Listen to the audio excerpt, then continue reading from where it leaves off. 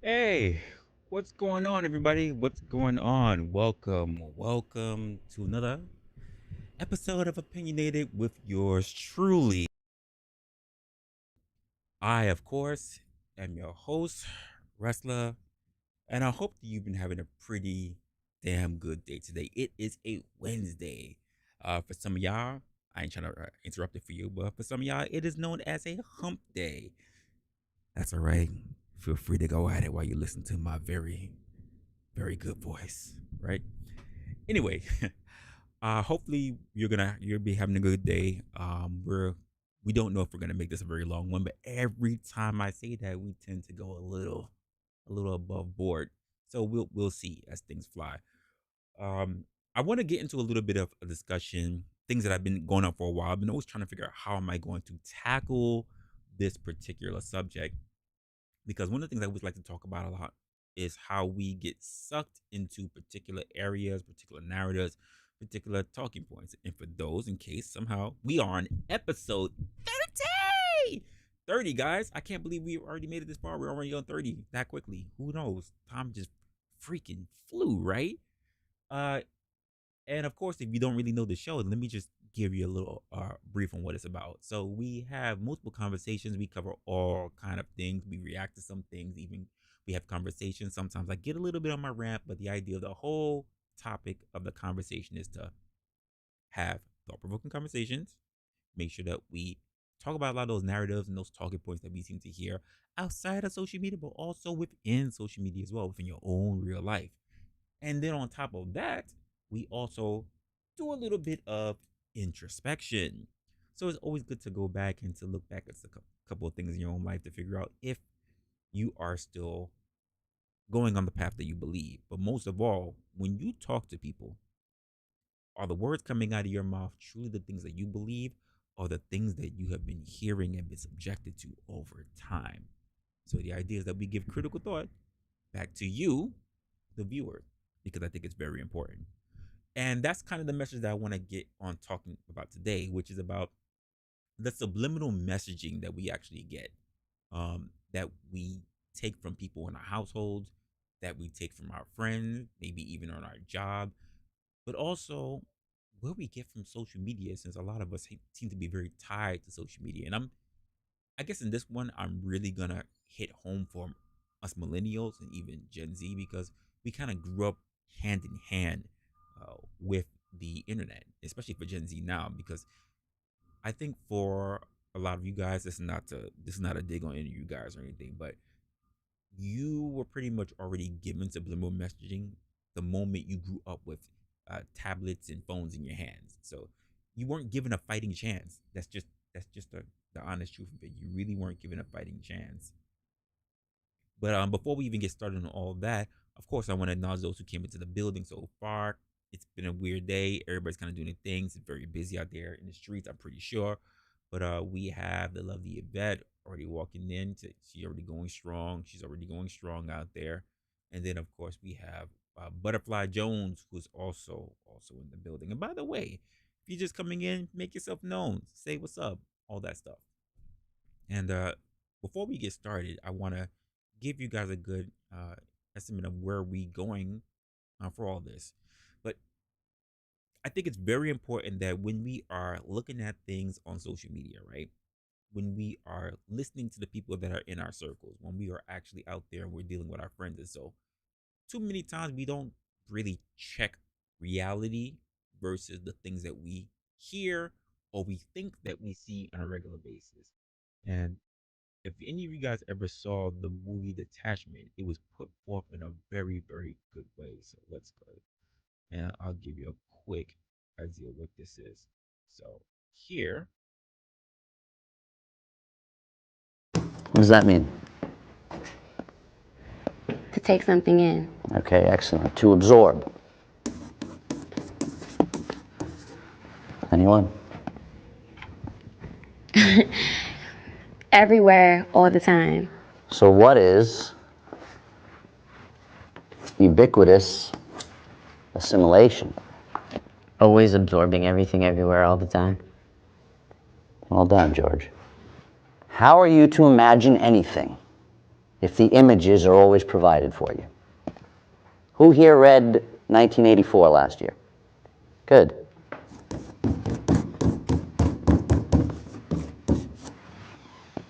Anyone? Meredith? Having two opposing beliefs at once and believing that both are true. Excellent, Meredith.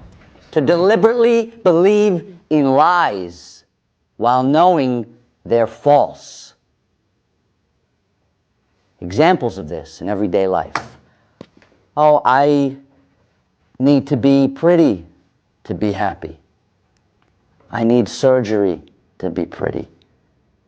I need to be thin, famous, fashionable. This is a marketing holocaust.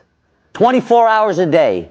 For the rest of our lives, the powers that be are hard at work, dumbing us to death. So, to defend ourselves and fight against assimilating this dullness into our thought processes, we must learn to read, to stimulate our own imaginations, to cultivate our own consciousness, our own belief systems. We all need these skills to defend, to preserve our own minds.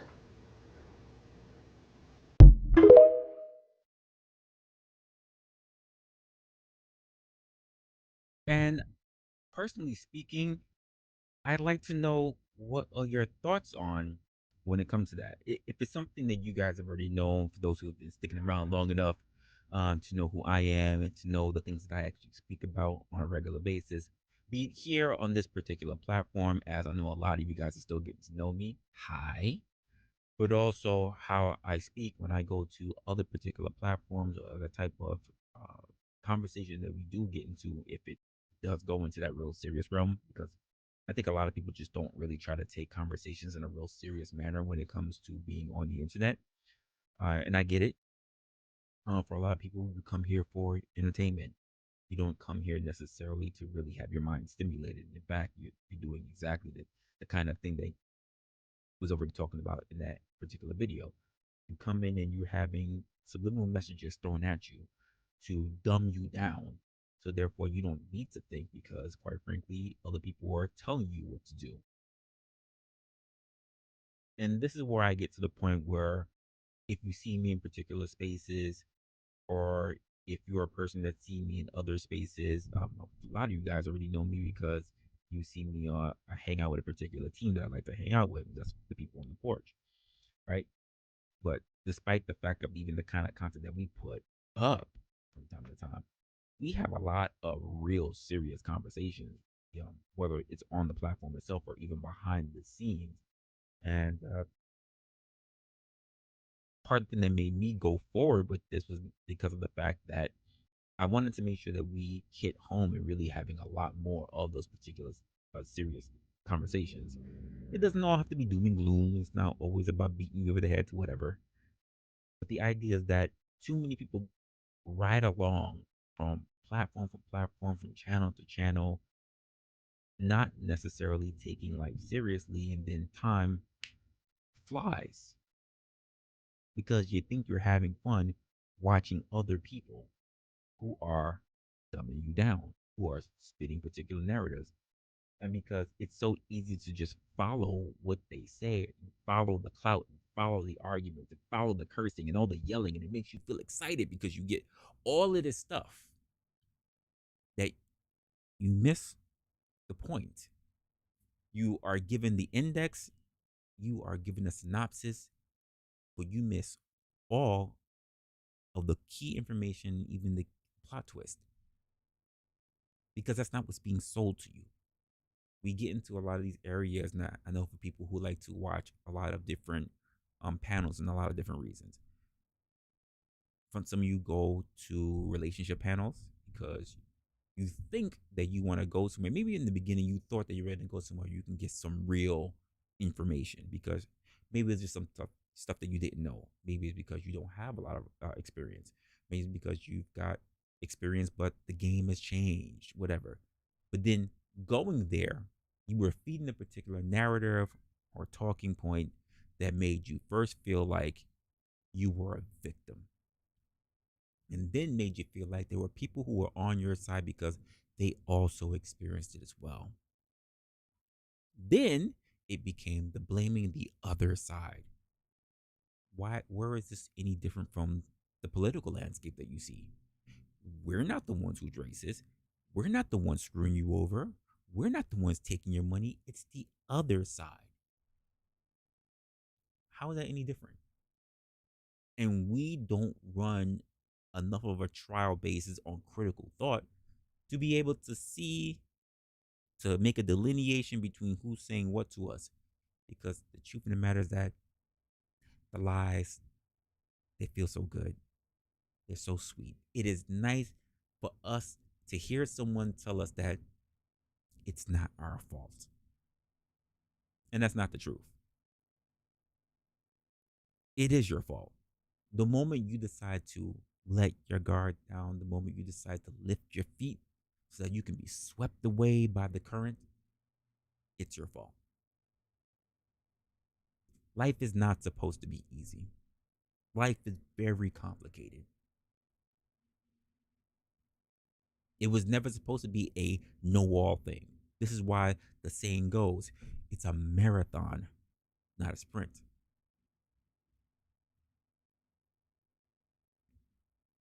And I think the more we get engrossed in social media, the more we lose that.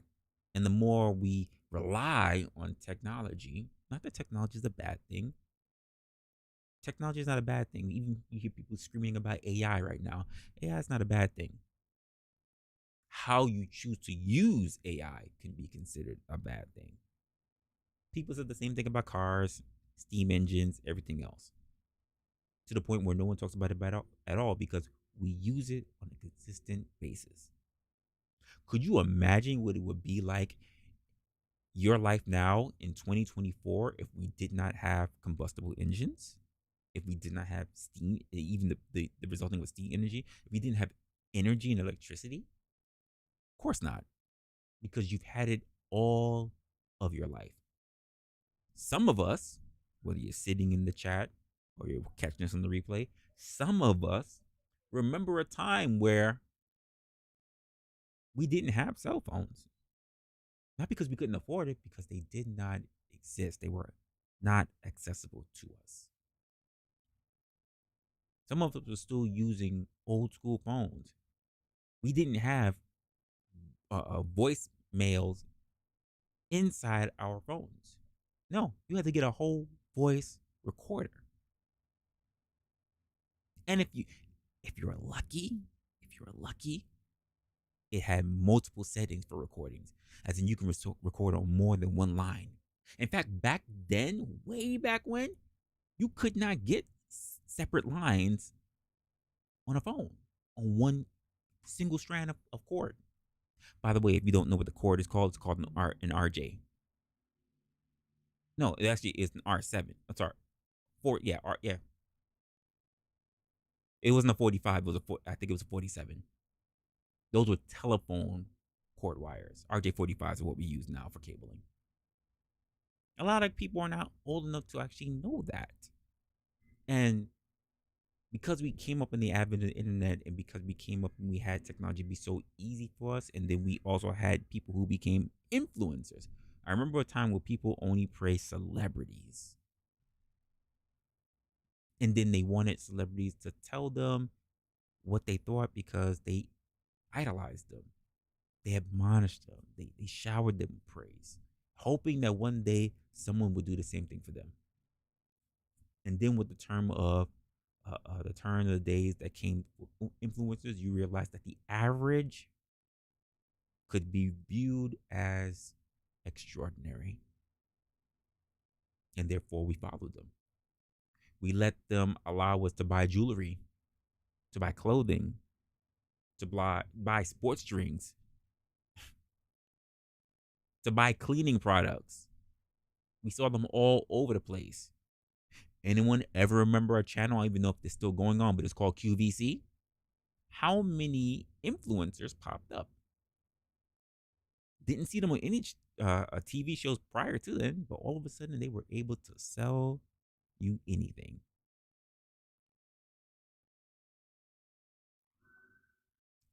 And the messengers made you believe you need to have it. Let's think about some of the things that you are actually attuned to now. For those, I'm going to make it real close to the people who actually know me in these particular spaces, since I know when I visit those spaces, you're there. When you go to these relationship spaces, and that's exactly what I'm calling them, relationship spaces, you hear the consistent narrative being pushed all the time that basically it's a men are supposed to be on top. And I'm just gonna put it strictly the way I hear it. Men are supposed to be on top, but men are not on top. And in this case, we're talking about black men in particular because those spaces tend to be centered around black men. And I absolutely cannot stand it.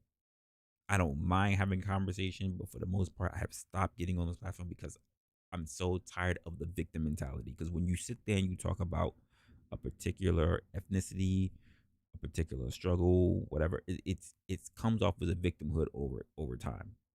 Because it doesn't sound like you're trying to come forth with an answer or have conversations with other people who have a particular intellect to come up with a solution.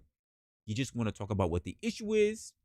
You want to talk about what your thoughts are, but no one ever says, what are we going to do collectively and make actual actions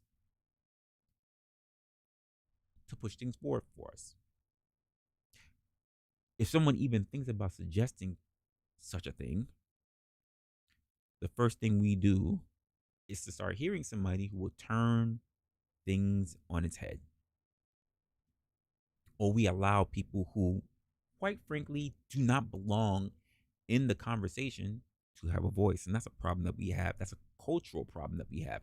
Not a black cultural problem. That's a American cultural problem that we have.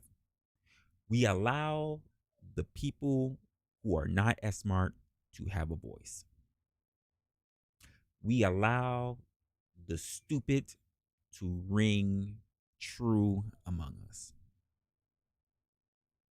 And because we find them as funny or entertaining, we give them power. We send them money. We pump them up. We go behind their back and we instigate because we want to see more foolery instead of being more productive.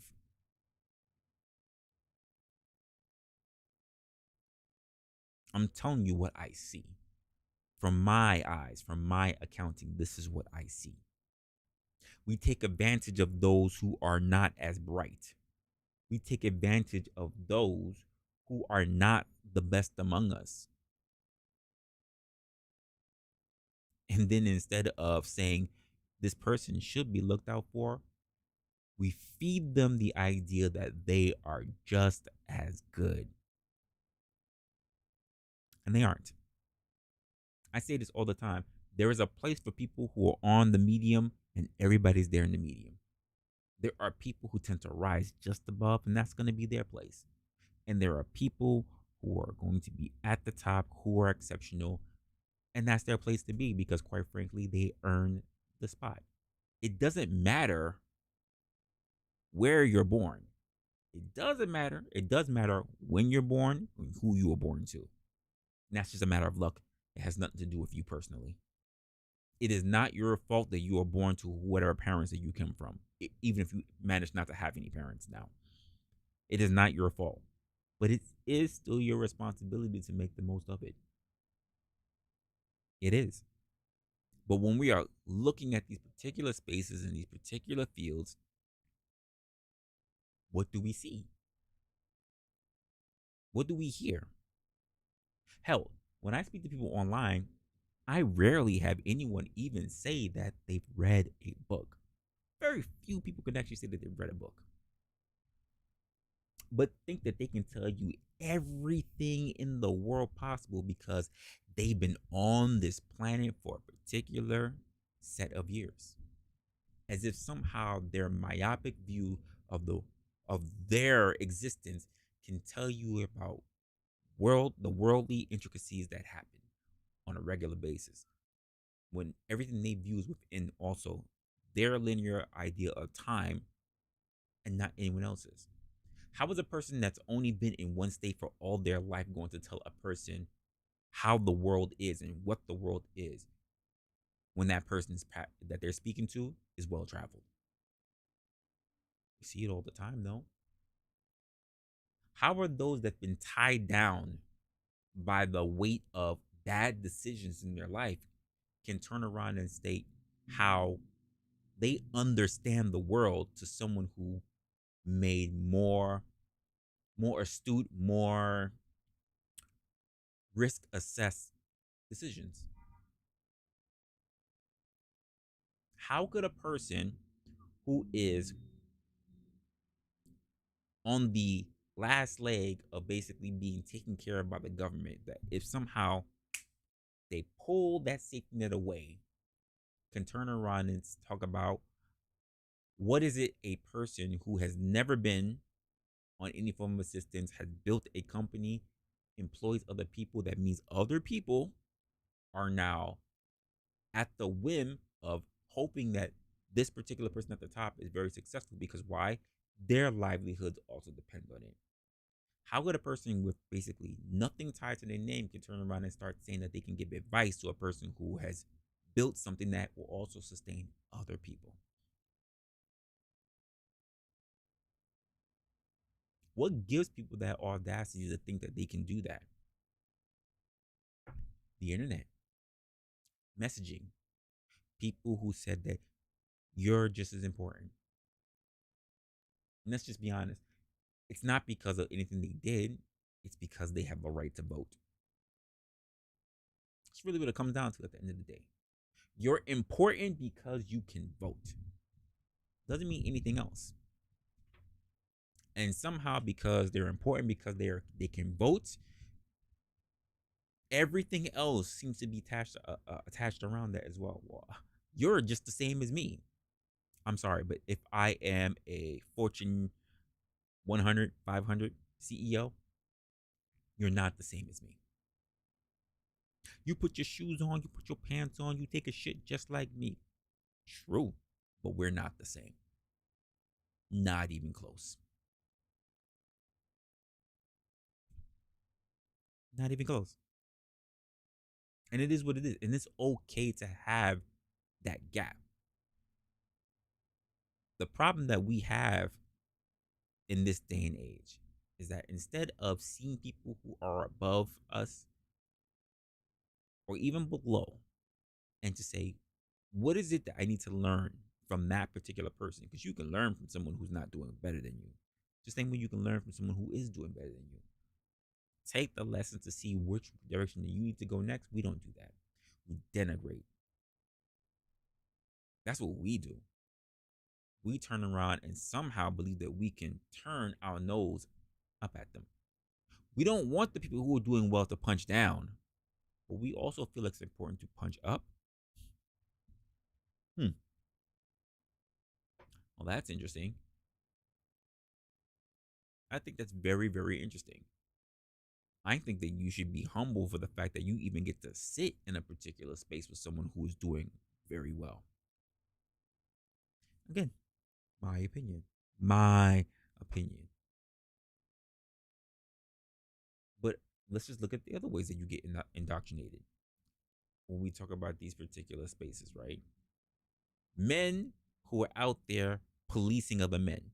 And I'm going to be very vocal with it because this is really what it is. Men who are sitting out there policing other men's dicks, but they're not gay though.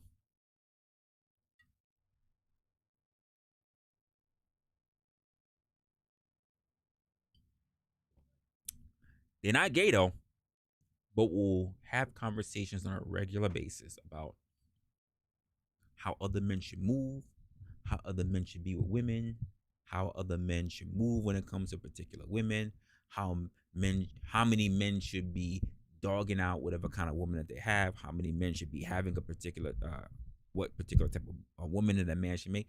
I love how there's so much ownership on what men will believe that other men should do with their bodies, but not too concerned with what they're doing with their own. Because that's the only body that really matters at the end of the day. There are going to be people who don't move how you want people to move or how you think people should move. And you need to be okay with that. You need to be all right with that. Because guess what? There is no set standard for any man. You're going to disagree, and it's fine.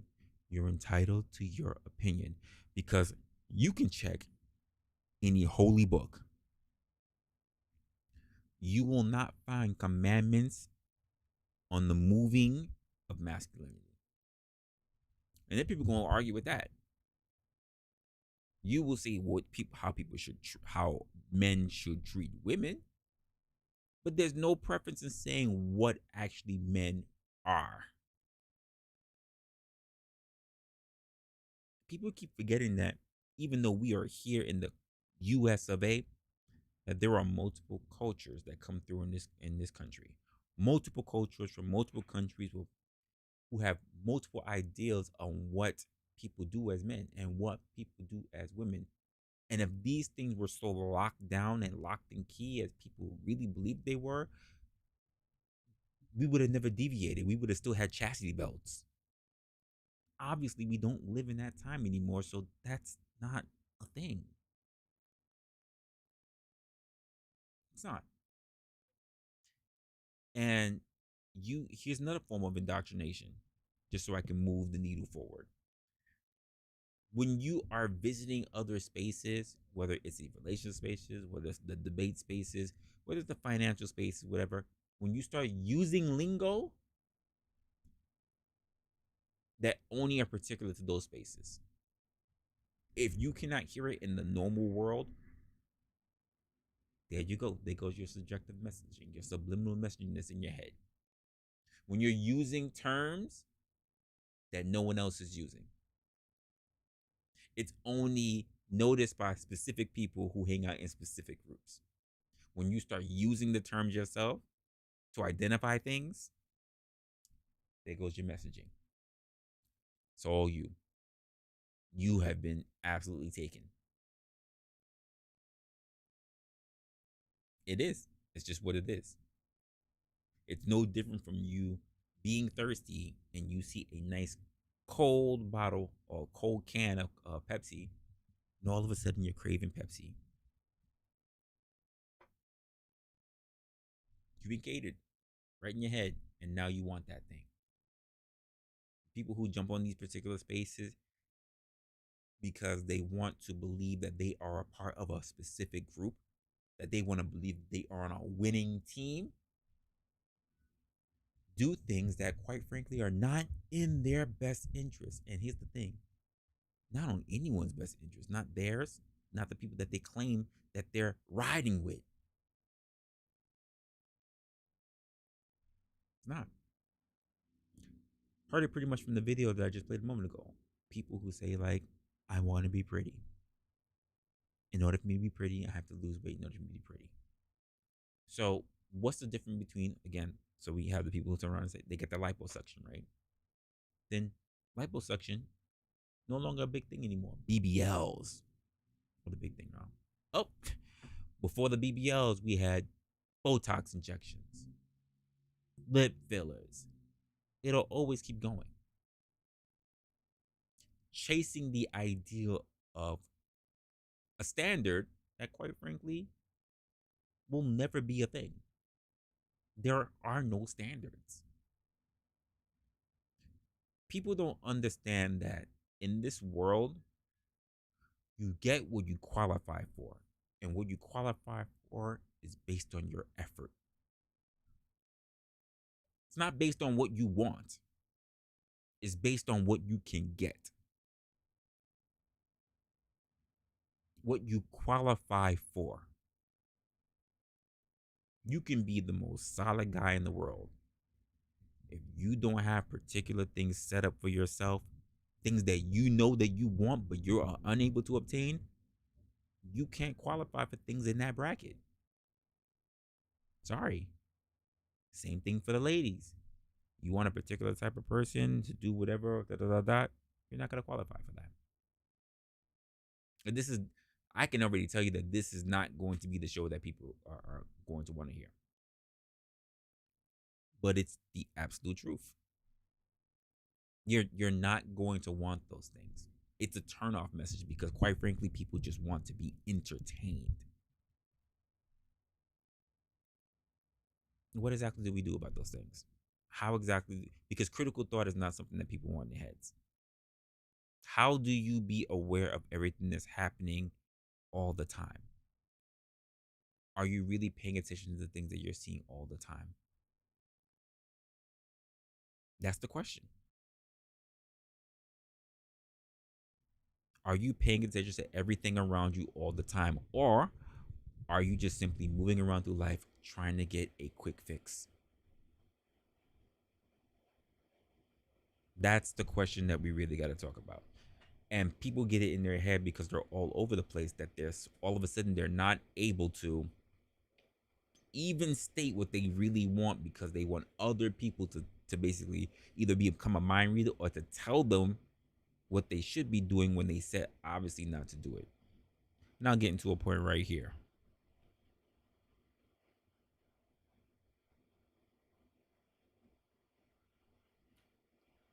Check out the woman here. That was me then. That X shows up at door because you didn't text her. I had to come all the way here on my day off just because you haven't texted me. Sorry, what? Why are you acting like that? Well, because you. But why are you here? Because you haven't said anything to me for the past 2 weeks. I've literally been going, exist no more. Have you seen me? Okay, but you told me to not contact you anymore. That doesn't mean don't contact me. Are you dumb? Like, are you actually thick? You said to me you would appreciate no further contact. You broke. Where do you think people get that kind of messaging in their head?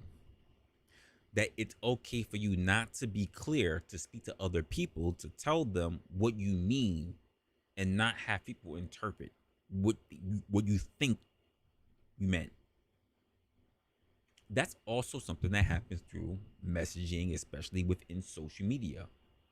That people to be mind readers, or if they quote loved you enough, they do whatever. And that's not the kind of world that we move in now. That's not. Do what you mean and mean what you say. People are not here to try to figure you out because there are too many other people in the world. And in this day and age, it's too easy to get caught in trouble trying to figure out what someone else is thinking. That's it. Broke up with me. That was me then. That doesn't mean you don't speak to me for 2 weeks to even care about my life. I could be dead for all you know. And you just don't care.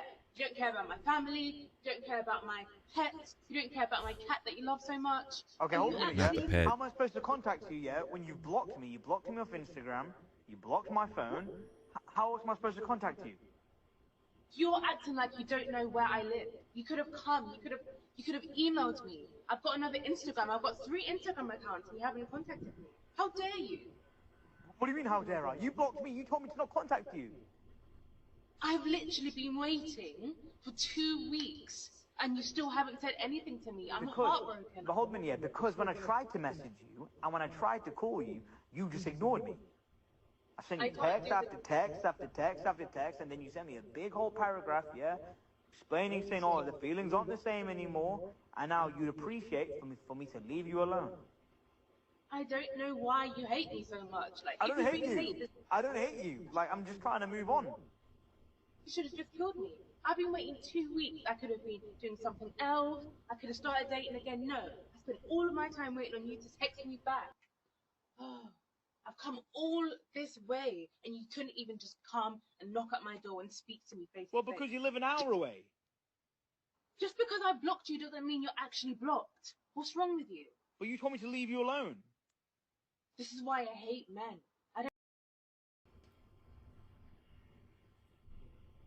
So let me understand this.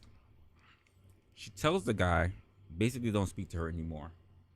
She actively blocks the guy on social media, but then expects the guy to show up to her residence physically, which could land him in a whole bunch of stuff that he has no idea about. It's all in her head. All in her head. He says, even when I tried to text you or so, which means he actively still tried to do something, he could not because he was actually blocked. She says, you know, I got more than one social media. Why do you have more than one social media? Why? Why do you have that many? All you need is one. Why do you have, unless you got some business going on or whatever, why do you have so many social media? Then you expect this man to show up. When he did reach out to you, you were either not answering his phone calls or you literally told him that you did not want any further contact with him. But then you show up to his house 2 weeks later, but you expected him to show up to your house. And then the statement that she made after that, this is why I hate men.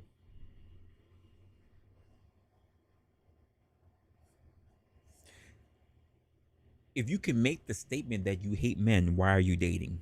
Why are you dating men? Why are you dating men?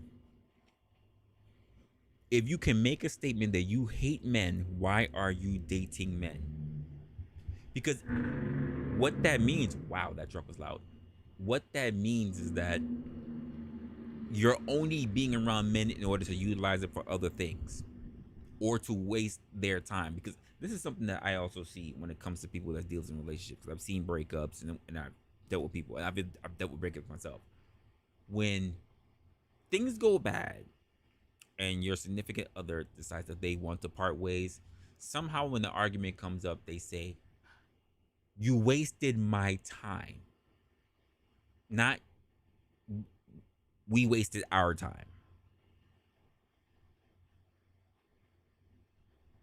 It's not just your time that was on the line. It's not just your investment that was on the line. She says, I could have been seeing somebody else. It's only been 2 weeks, but I could have been dating. I could have been seeing somebody else. Cool. But you felt as if your time was wasted because, quite frankly, he was respecting your wishes. But your response is, this is why I hate men. If you already have that narrative in your head, and let's be honest, that narrative is something that's pushed out today in feminism to say that women hate men. Because if you believe that, you wouldn't have been dating this guy. And if you really hated men, 2 weeks later, you would not be going to that man's door. But that's what flew out of your mouth. So the question is, folks, for people sitting here in the chat, when she says that, is that really what she believes? Or is that the narrative that got pushed so much to her that she felt no choice but to vocalize that? Think about it. Think about it. I don't know why I even bother with you. Why? Honestly. Why? Hold a minute, yeah. What? I've done nothing wrong. You told me to leave you alone. I've left you alone now. And now what? If someone told you to jump off a cliff, would you jump off a cliff?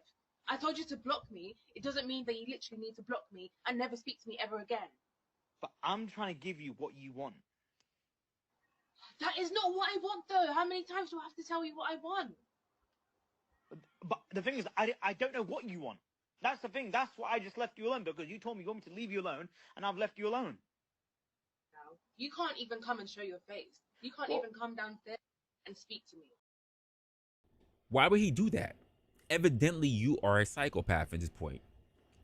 Why would he expose himself to possible harm? Who would do that? Honestly, who's going to do that? At this point, you already proven that you're a nutcase. You think somehow because of your looks, because she said, look at me. You think that somehow because of your looks, it's going to suffice for him to put himself at risk and safety for something that, quite frankly, you started because you broke up with him. Why would he go down to see you? especially after he just finished hearing also that potentially you hate him. Because your words were, "This is why I hate men." Yet you were dating him, and now 2 weeks later you're at his place. Do you hear how things are a bit inconsistent? I'm just saying. Well, yeah, because I don't want to. I hate you so much. What do you want me to do? Unblock me. But you blocked me. Well, I mean, you're unblocked. Hold on, I'll do it right now.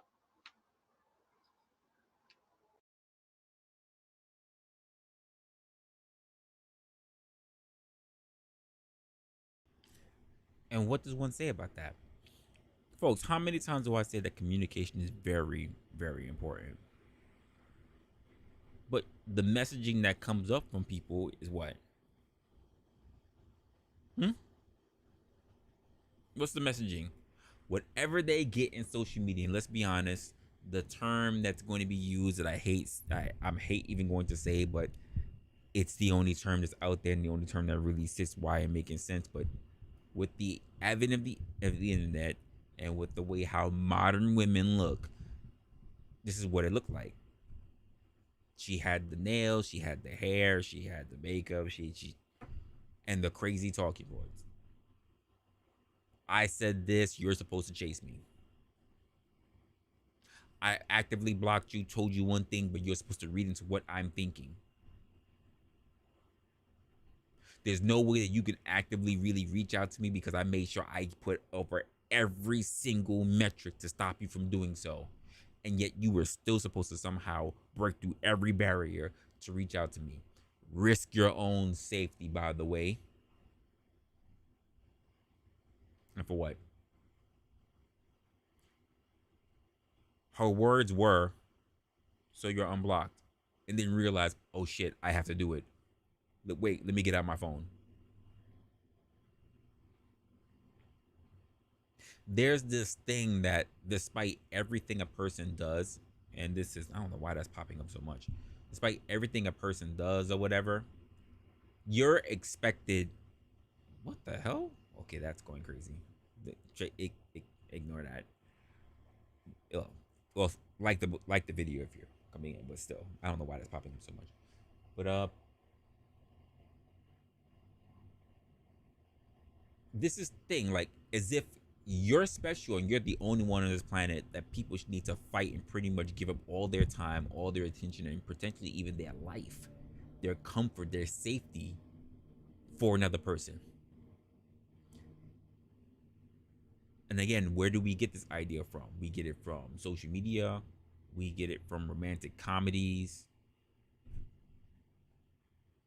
we get it from every aspect that's never been really, well, I hate to say really real life, but for things that have not been portrayed in real life.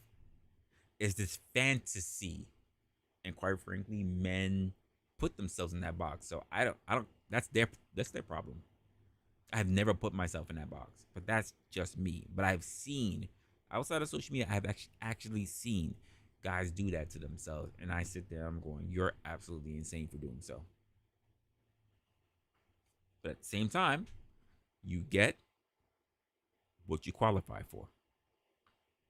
If you actively go out of your way to do particular things or go after a particular person, even if they're batshit crazy, that's your fault. That is your fault. Period. Point blank. There's no one else to blame outside of you.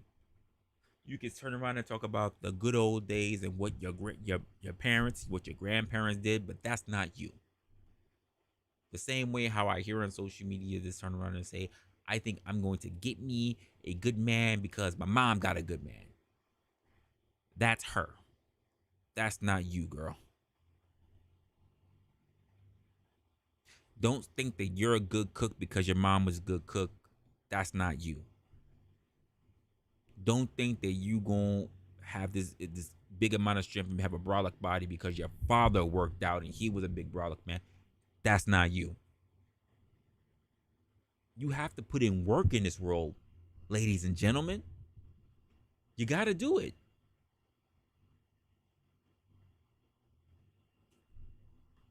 You're listening to everybody else that has this message. Here's a great message that gets into people's head that make them believe that they don't have to be active in this world. Come as you are.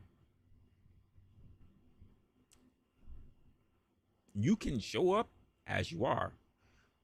Don't be upset when you're not accepted. In the world that we are in the world that we've always been in, we are in a performance driven world, especially on the advent of the internet. It has never been more prominent and more highlighted than ever before. Showing up as you are is not enough. I get it. Bring your own bottle, sure. But come as you are? We don't listen. I'll even say that as black folks, we don't even like that in the freaking cookout. Don't you show up just as you are. Show up with something. Yeah, we probably look at the person wrong who just showed up with ice, but you show up with something. Plain and simple. And a lot of people are not really gonna like the message because, quite frankly, it forces people to look at other people in a negative way, and it forces also to look at themselves in a negative way.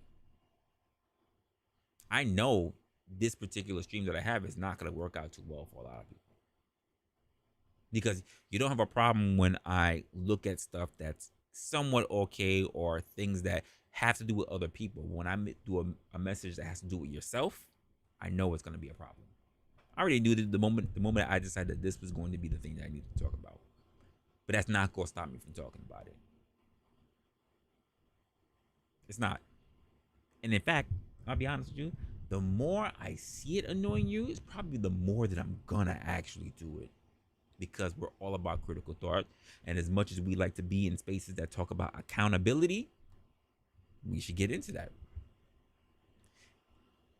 Even though I think it's a word that needs to go away for a lot of people because we've been doing it too much from motivational speakers to everywhere else. We've been talking a lot about accountability, but I don't think a lot of people understand really what that means. It's just a word.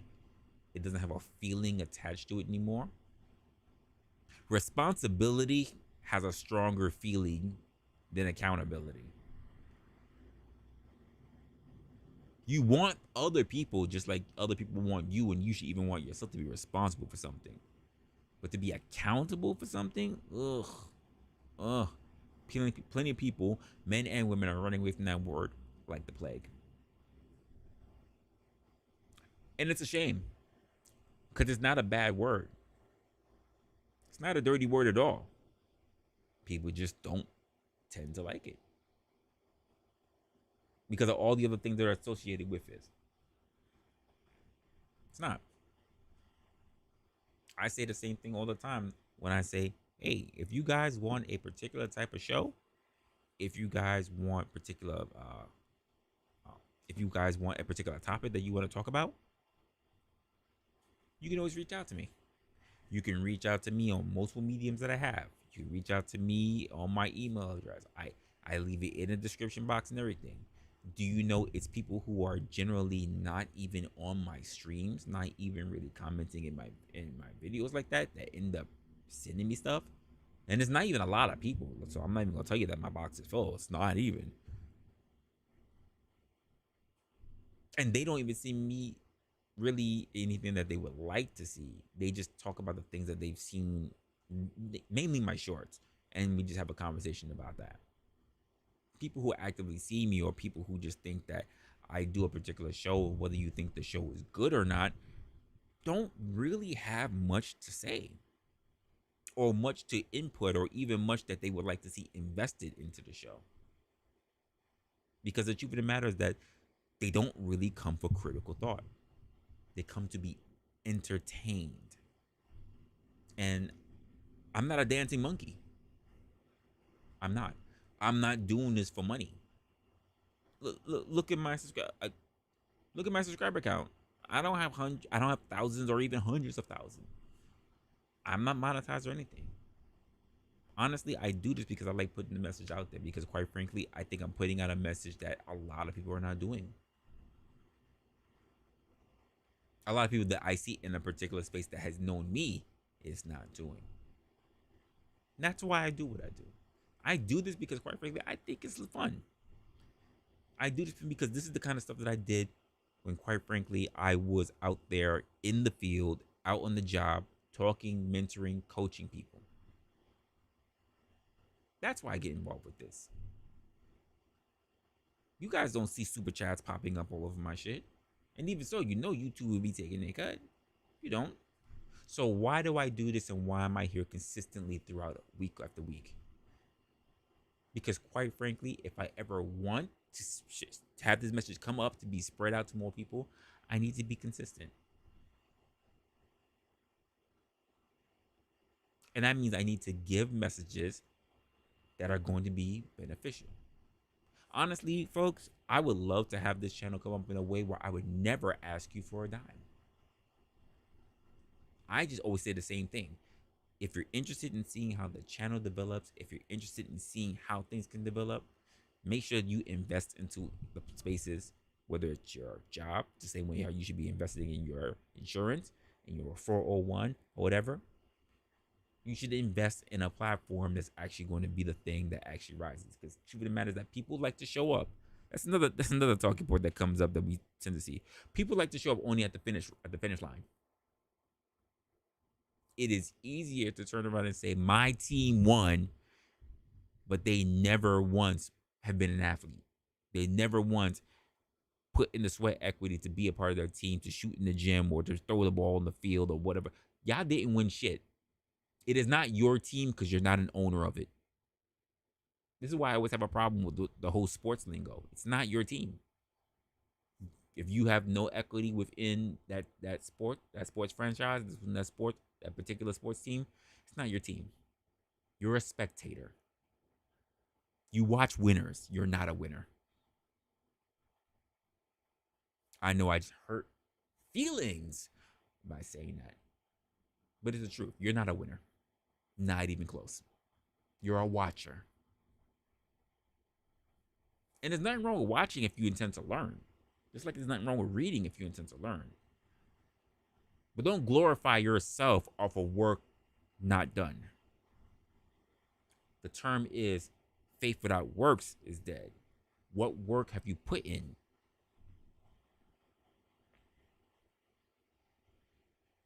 And I say this about in all things. How much intention do you put into things, and how much attention do you pay to it?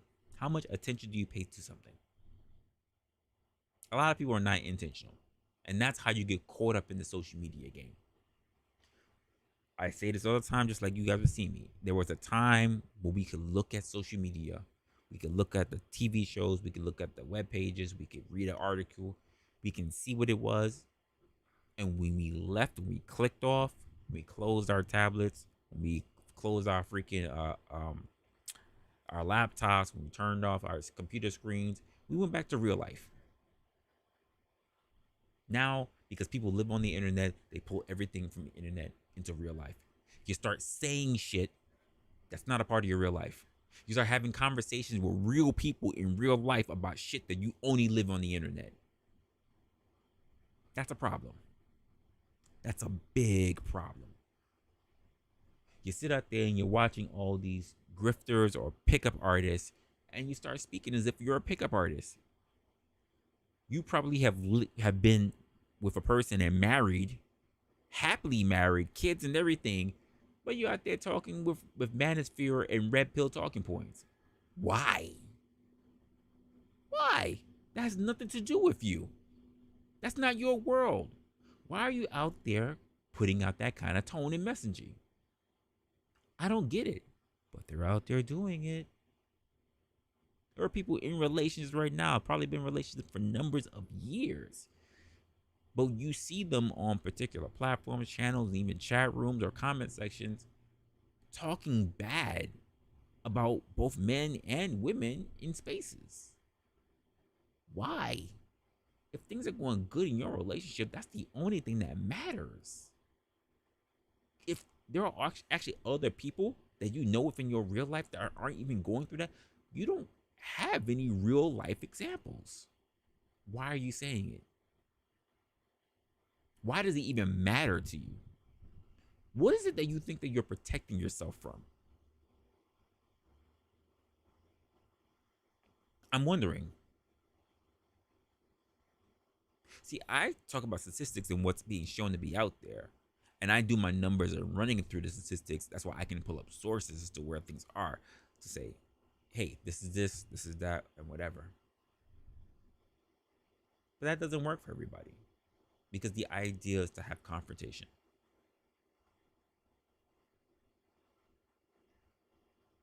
And it's bad. I wish that more people were more interested in being upfront and being intellectual with their ideals. And keep in mind, I run a discussion channel. I don't run a reaction channel. I like to look at things to be able to react and give my own particular analysis of it, but you have a plethora of channels that do that. I like a discussion channel. I would love to just open up a panel and be honest and just have real honest conversation with people back and forth because that's what I said I wanted from the beginning. But the truth of the matter is that most people don't want to get up and have a conversation. Because why? They're spectators. And they're spectators even within their own lives. The same way how I turn around and say, if you want something, you're really going to have to put a lot of sweat equity into it. You're going to have to get up and do things. Somehow, people want to give you advice on things that they've never done themselves. I cannot tell you how me starting this channel, me, despite the fact that I procrastinated because I was dealing with my other things in life, and I'm still doing with things in life, but I come up here and I do my own thing. But I can't tell you that once I started getting it done and people started seeing my face up here, how they had so many things as saying what they felt like I should be doing.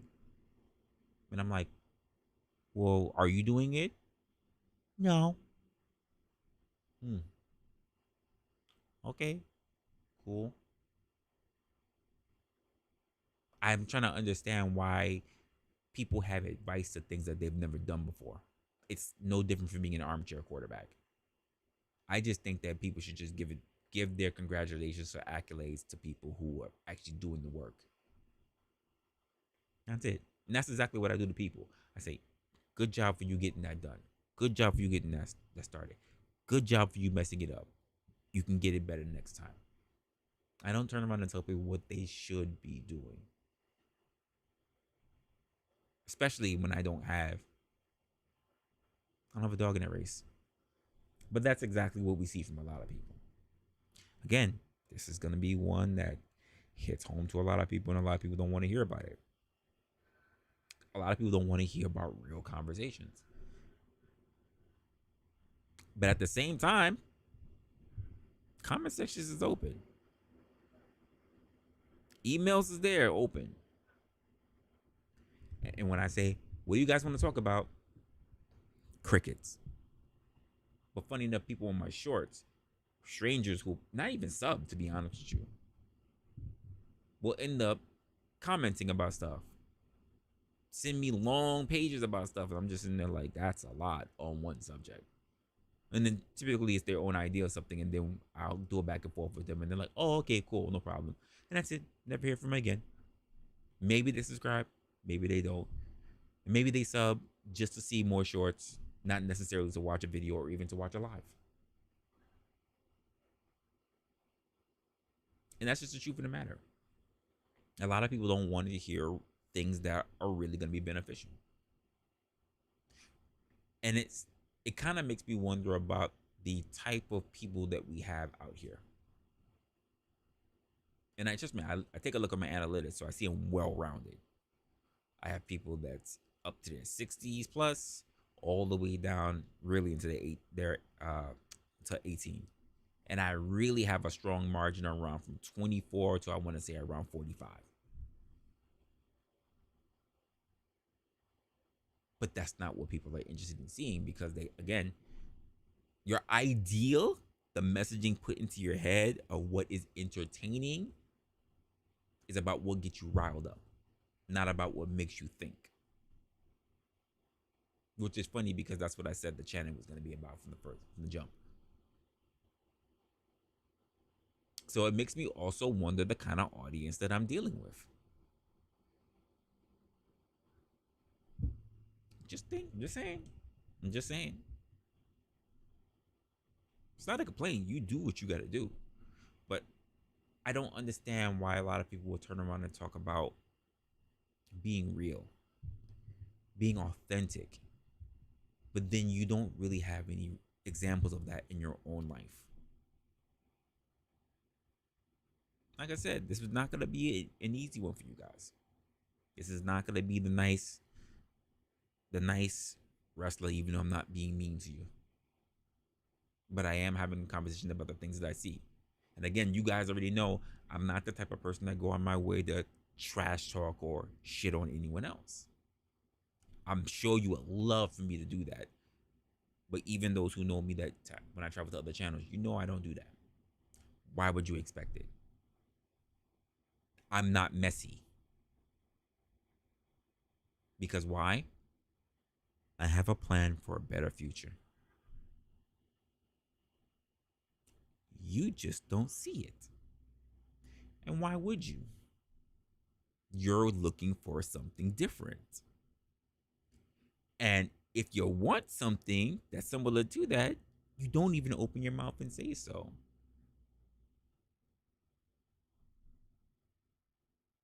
So whose fault is that at the end of the day? It's not mine. I have an idea of where I want things to go. You have an idea of how you think things should be, but you don't contribute to it.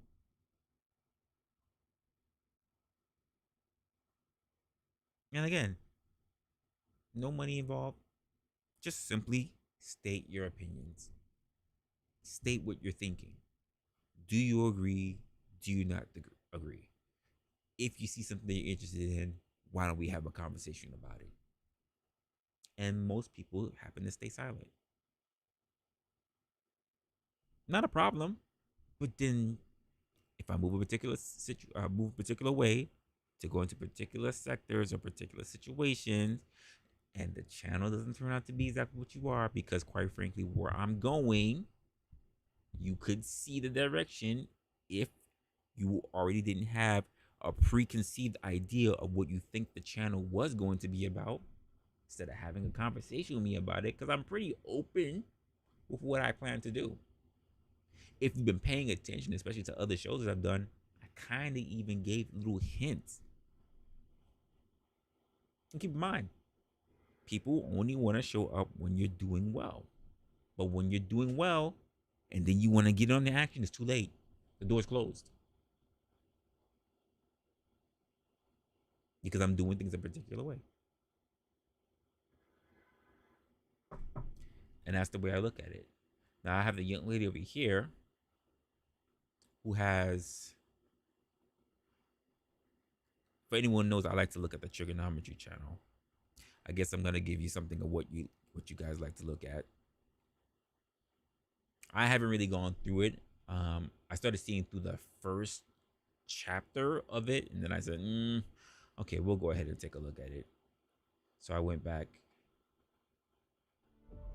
Andrew Tate's not the problem, because if you take Andrew Tate away, you still have this massive group of young men who were clinging to that message on shows like the Whatever podcast. They're bringing them on for this humiliation porn.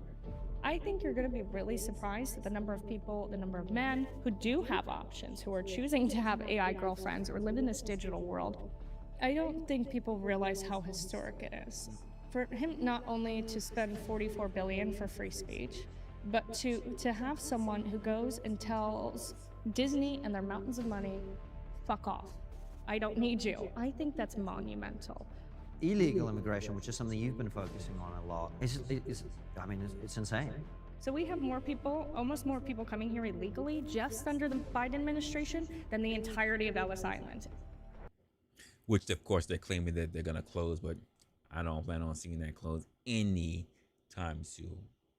Not at all. So I'll wait till when I see it, and that, because that their idea of regulating the border now is absolutely atrocious.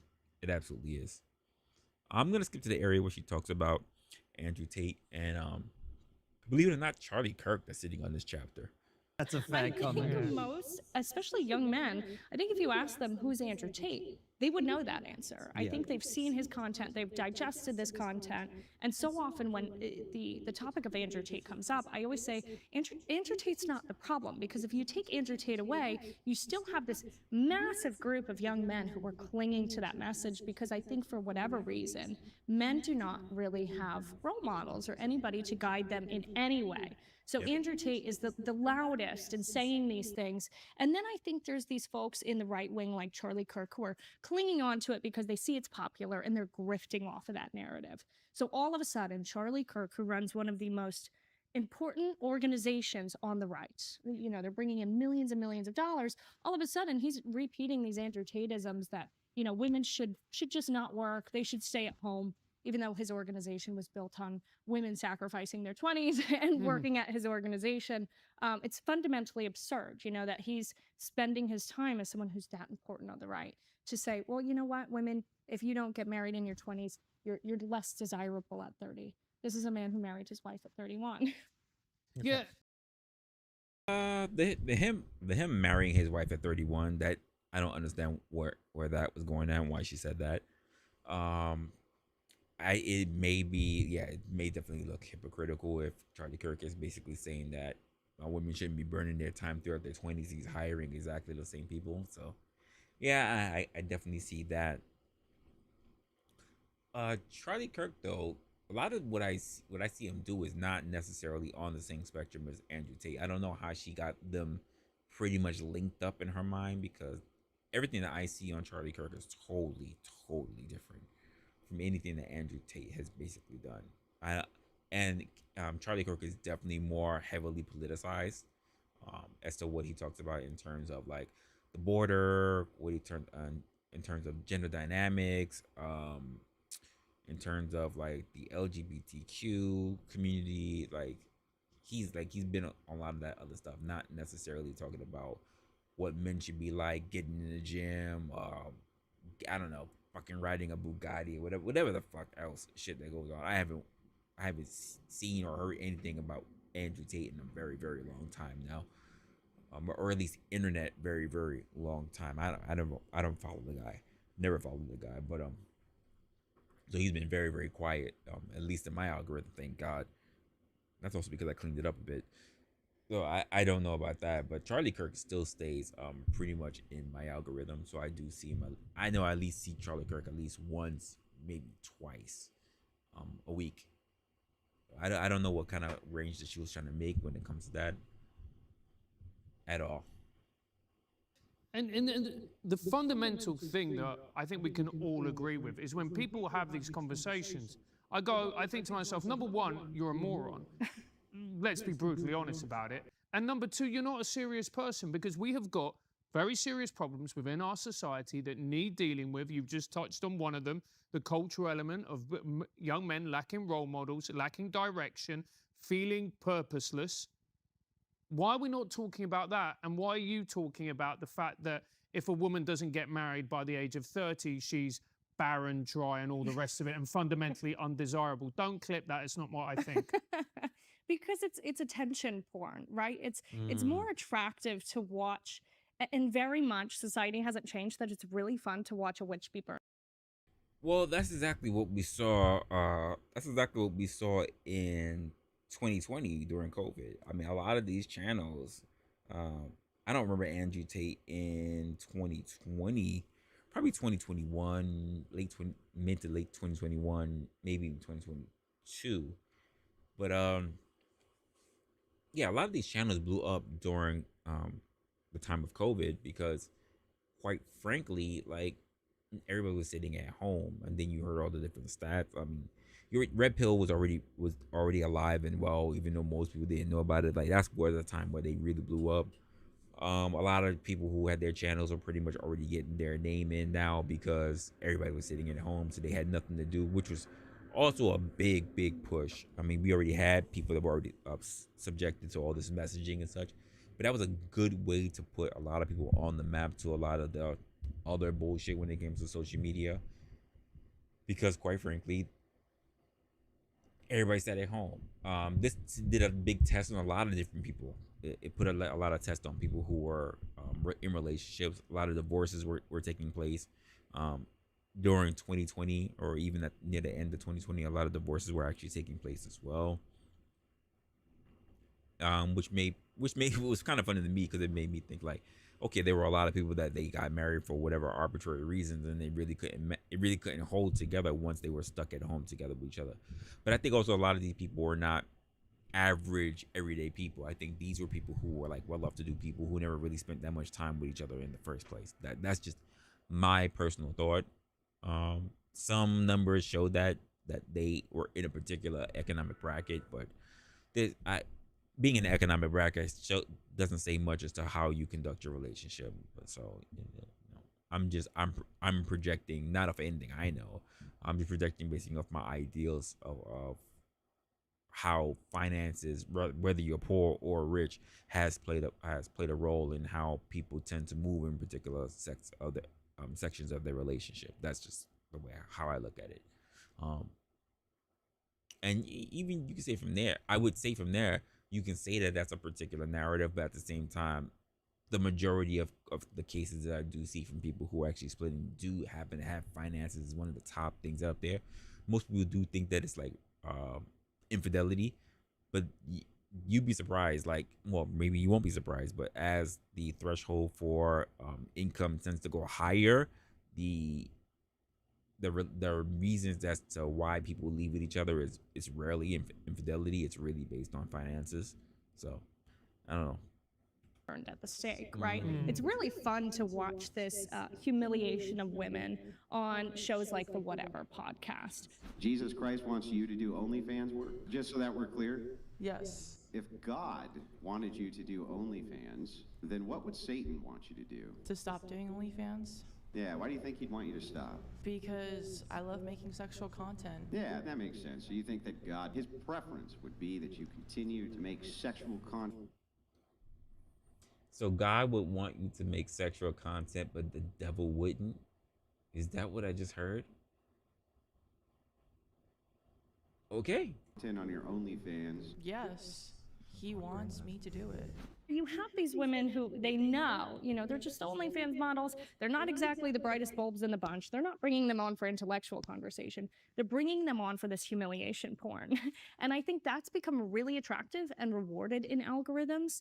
This sort of nastiness, this division of the sexes is rewarded a lot more than talking about what you or I or so many people might find more important. For example, what's something you might find more important than the gender divide? You could name a plethora of things. The issue in this country and the world and the West is not the division of this. There are important things that can be discussed, or there are meaningful conversations that can be discussed when it comes to the gender divide. Me personally, I'm at a point right now where there's not much of a conversation that I can really hold when it comes to gender dynamics between men and women, because quite frankly, I am so over it. I am so over hearing about it that even if there was a conversation to be had, I would honestly just say I am not the person to have it with you, because quite frankly, I'm at a space right now in my life where it's just like I don't want to engage. I'm pretty sure there's very important conversations. There are a lot of nuanced perspectives that could be made. Like I'm pretty sure there are definitely like bad areas that that can use some amelioration, but at the same time, it's like I'm not the guy for you. I'm not the guy. The same way how I end up in these spaces where people just start talking about black people, and I'm just go, I'm not that guy for you. I am not your freedom fighter. I will say you can burn at the stake. Like, I am not your guy. So I don't know.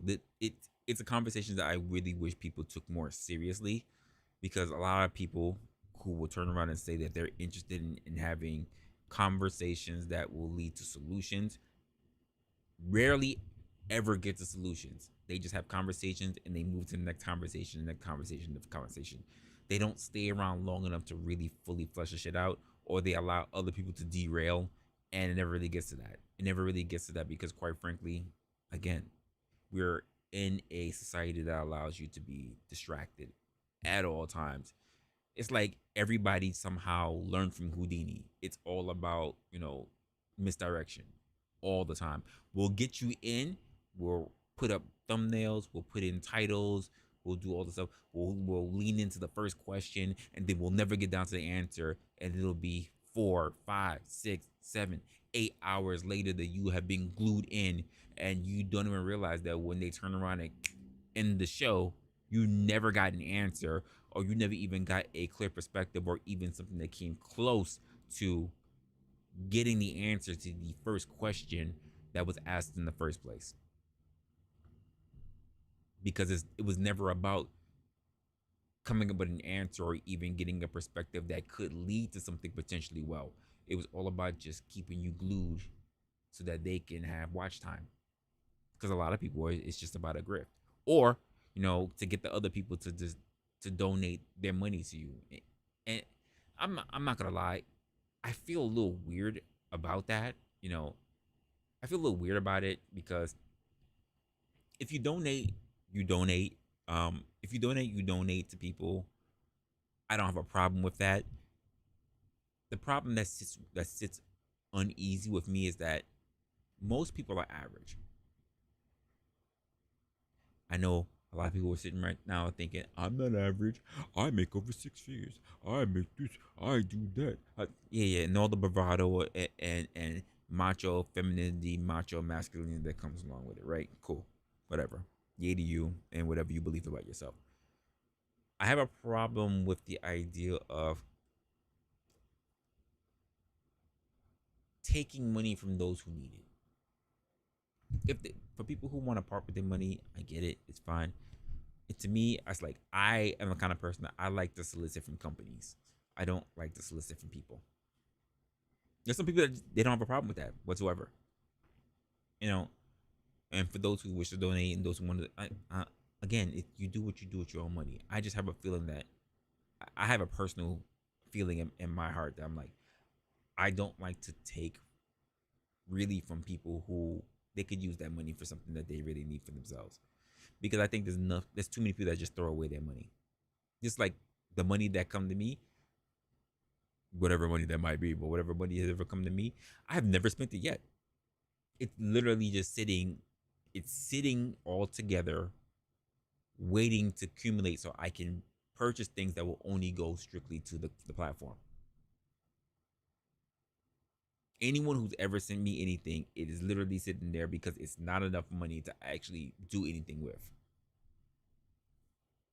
Sorry, guys, I'm not spending it on alcohol. Alcohol comes out of my pocket from my own money. It is not going into paying other people that I support. Sorry, that's not what it's doing. It's literally sitting by waiting to, because I have other things in my pocket. I literally have a whiteboard over here that you won't see, but I literally have a whiteboard that it says what I need for particular expenses, for particular things that I could be able to do to help the platform. Anything that ever comes from any of you guys would ever just be for the platform. That's the way I look at it, because to me, it's all about the quality that I give to you guys. I don't know what other people are doing with all this other money, and guess what? It's not my business to know. It doesn't matter. I'm not pocket watching. I just feel like it's really weird that we have so many people in particular spaces that bounce from one channel to another channel to another channel to another channel to another channel to another channel to another channel, and they keep having their pockets emptied in their average everyday workers. And I'm going, with all that money you just gave away to all these different creators, all in the same circles, what could you have done to help benefit yourself? What skill could you have invested in to help? And God forbid, if you got families, you do whatever you want to do with your money. But if you got families, I don't understand it. I don't understand why you would do that. Again, explain it to me, because I don't know. I don't understand. I don't understand it. I wouldn't just willingly give away money for the hell of it. Not because I'm cheap or anything, but because I think there's value in providing a quality product rather than just having people solicit to you like a door-to-door salesman. That's just me. That's just the way how I look at it. You said sharing is caring. it's not sharing. It's not sharing if you're giving it away. If you give it away for free, it's not sharing. And then the truth of the matter is this: when you give it away, right?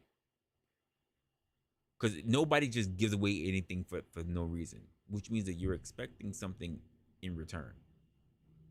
You're expecting something in return, whether it's acknowledgement for you actually doing, because a lot of people do that too. A lot of people are very self-centered that they will give away lots of money just for the fact of just hearing their name or their avatar or whatever out loud, which I think is very narcissistic, but it's whatever.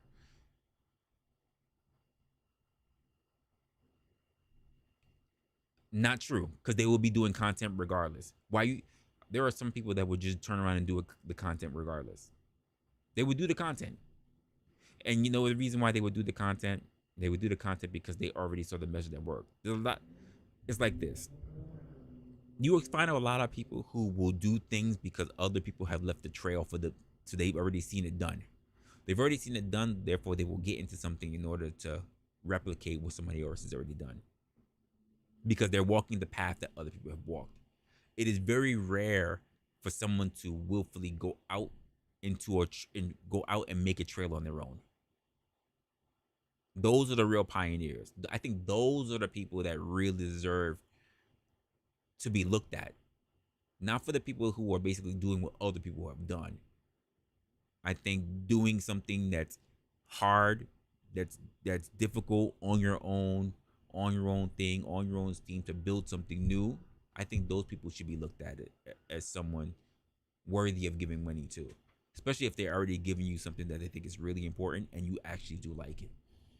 But I've seen plenty of people give away their hard-earned money to hear the same message in 7 different areas. And again, do whatever you want with your money. I'm just wondering why. Because I don't have the answer to that. Why? I don't get it. And how is it people are not tired of it if you're not seeing any benefits from it? Because here's the truth of the matter: whether you donate it or not, they're gonna do the message. I guarantee you. Because here's something I've never seen. I've never seen it till this day. Well, I'm not getting any more money from you guys, so I'm cutting off the show. Which is a threat, an open threat that should not be tolerated. I'll just be honest with you. Should not be on. It should not be on. Oh, really? You going? Oh, turn it off. I dare you. Go ahead. Turn it off. Turn it off. In fact, why you turn it off? Don't even come on the next time. But we've seen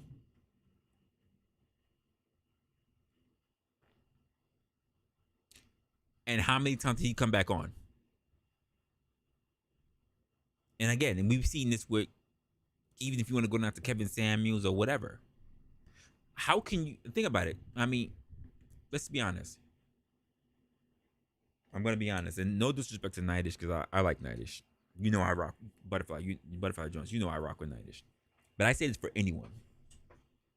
But I say this for everyone, right?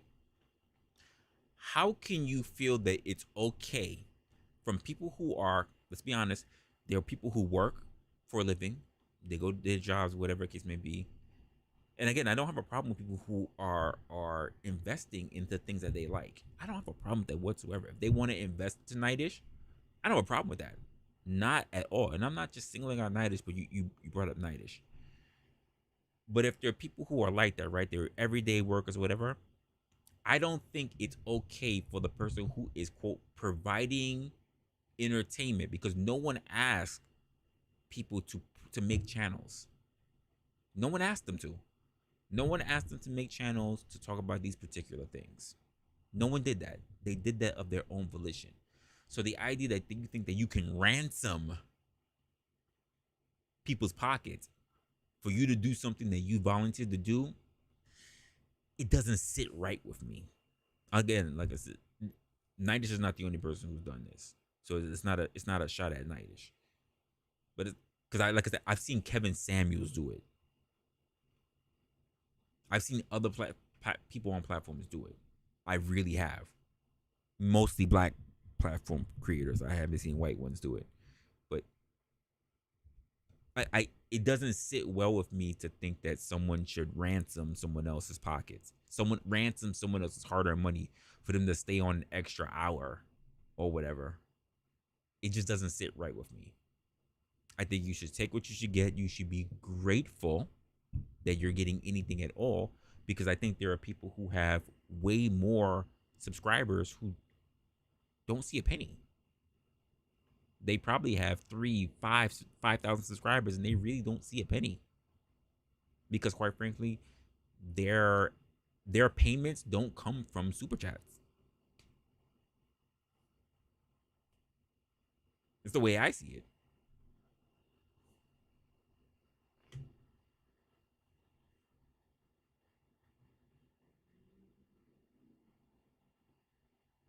Well, yeah, if he saw the likes were low, but let's be honest with you, we have plenty of creators that are out there that they don't care about the likes. They only care about the money. See, the likes get you pushed in the algorithm. They don't care about the algorithm. They care about skimming off of people's pockets. That doesn't sit well with me. Again, do what you want to do. Do what you want to do. That's not a problem. I'm not going to tell you how to get your hustle. Listen, I'm gonna share a little secret with my strategy. Yo, Tom, what's good?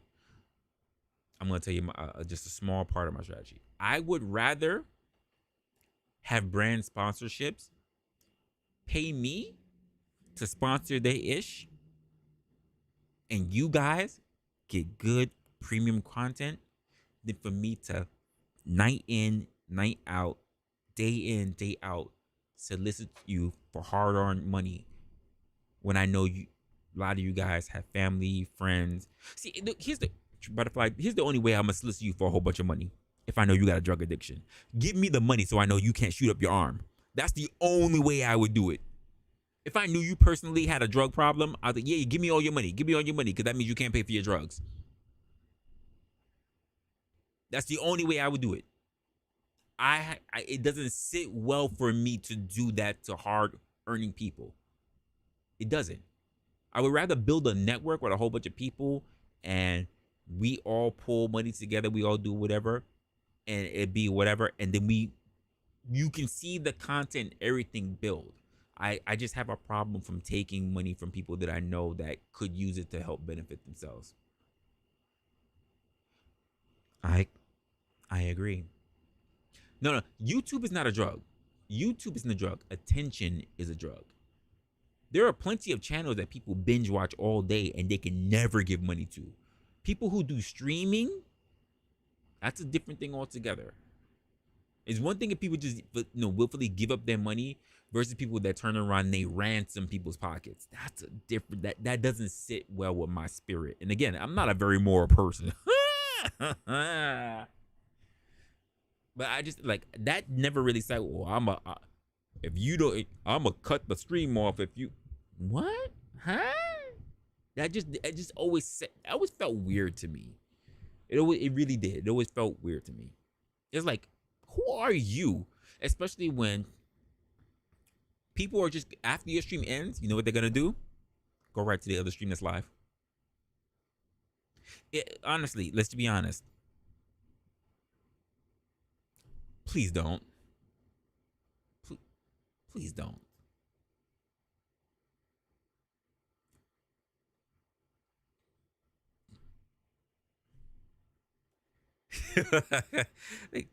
Don't. Please don't. It's weird. It's one thing to say get the likes up, but that's not what like. So for instance, Kevin used to do both of them. He used to, now that I think of it, he did both. Get the likes up, we cut the stream off, or if I don't see an extra $20 in here, $20 in the jar, I cut off that doesn't sit well. Now I get it. No. The likes, I get. Anyone who's a content creator, anyone, because people who watch don't understand this. Anyone who's a content creator doesn't get it. People who sit in the chat and they watch all the people come through in the chat and they look down and they see the watch and they just go, huh, interesting. Because I was a person that before I ever had a wrench, if I really enjoyed someone's content, I would say, guys, hit the like button. Never had a wrench. Guys, hit the like button. Why are we not giving these guys likes? You're doing well. I like the conversation. You like the conversation. You all kikiing in the fucking chat. You kikiing with me in the chat. Hit the fucking like button. Why not? Why is it's so hard to get likes? It's so easy for someone to sit there and binge your shit, but they won't give it a like. You know what people say? I forgot. You forgot? Hold up. You forgot? You sitting there so entertained.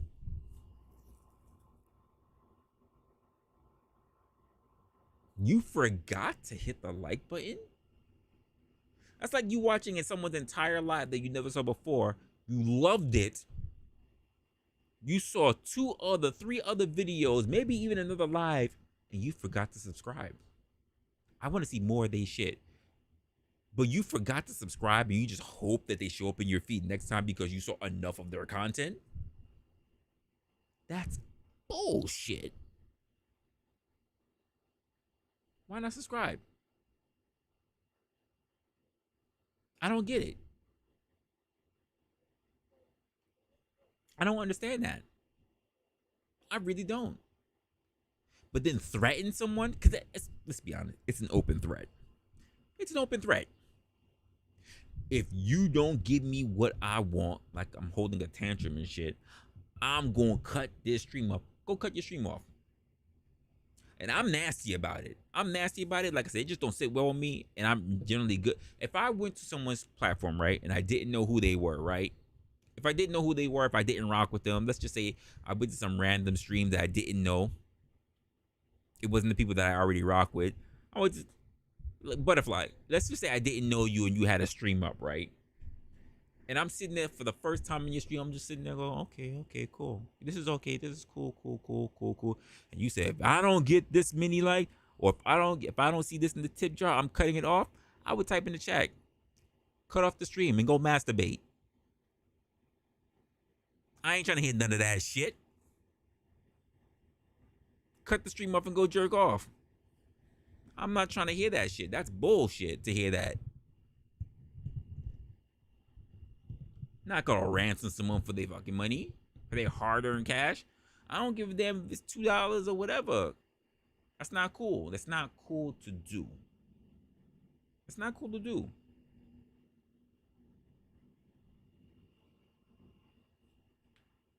I mean, it's hard to get. I'm happy that you said that. It's hard to get likes, just like it's twice as hard to get comments. Here's my thing. I care that people just viewing my stuff. If someone's viewing my stuff, if you can hit the like button, cool. But if you're not, I'm not gonna go crazy about it. I'm really, really not. I'm not gonna lose my shit over it. At the same time, you know what I care more about? Feedback. And I can't get feedback off of likes. I would like likes because it can push me into the algorithm, which means we can get more people to the channel. But if you don't have a like, if you don't have a comment, it's like, oh, I just want you for me. I don't want other people to come in so that we can see this grow. That's basically what I'm seeing. That's basically what I hear. Because, okay, cool. If you have anything you would like to talk about, hit me in the comment section. If not, I got other mediums. You know what I get? Donut. Okay, cool. So you guys are not really interested in anything I'm basically talking about, and you guys are not interested in anything that you basically would like to see yourself, based on how I move, and my perspective on how my character is, which means that I get to move the platform how I want to move it. If people start complaining, all of a sudden I'm going to be like, tough cookie. Because you know why? When you had a chance, and I said this even on other people's channels, the same way I said it on my channel. When there's smoke, there is fire. Do not wait till when shit is on your doorstep to start complaining. If you have an opportunity to start getting your own type of thing that what you would like to see, something that, especially when it's early like my channel, something that would you can help form it into something that you know that you would be entertained by, and not just you, but other people that you know will be entertained by, and then you give no input, and the creator, because they have no feedback, decides to take the channel in a different direction that you totally don't like, you cannot complain. Because I can tell you there's people that turn around and say, Resla, I think you got a good channel. And I go, really? I only have 100 or something. What's good, Con? Using my official name, I like it. I like it. Yeah. Hey. I'll go. So you don't want to see what's going on in the actual direction of things? Okay, cool. I'm gonna move in this direction. Oh, I think your channel's doing good. Okay, cool. I can't tell you like I said, I don't have a full inbox or anything. I'm not popping or anything. But I get people like they will view a short, maybe even see 3 or 4 shorts, and then they'll turn around and they'll send me a quick man. I'm like, wait, what's this message from what? I'm thinking it's spam. I'm like, I look at it and they go, you know what you should do? Oh no. No.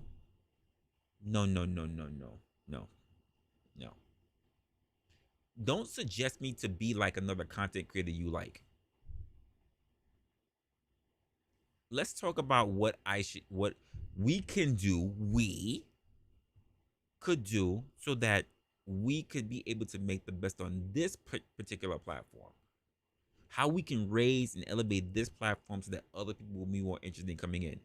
This is not about a platform that only you get to watch and you only.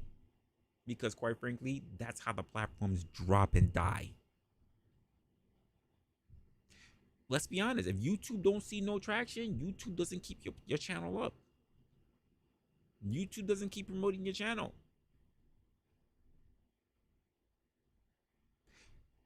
And I'll be honest with you, as a content creator, especially as a beginning content creator, you can only do this but so much. Because why? We don't do this for a living. Yo, Tom's here in the channel. He doesn't do this for a living. I don't do this for a living. We don't get paid off of this. It doesn't pay all your bills or whatever, and you can just... No, it doesn't. You do it because this is your interest. You like it. You do it because it's entertaining to you as well. Be honest. I guarantee you, Tom is not doing a channel because it's paying the bills. Doing YouTube is somehow supplementing his lifestyle. It's not. That is for a very privileged few in the space. And YouTube is something that people forget about as well. YouTube is as vast as the world itself. You can watch a guy make freaking small stick houses out of toothpicks, and he probably has hundreds of thousands, if not millions, of subscribers, hundreds of thousands of views, tens of thousands of likes. But you're a content creator who's coming up that you do like, you say, I forgot to like you.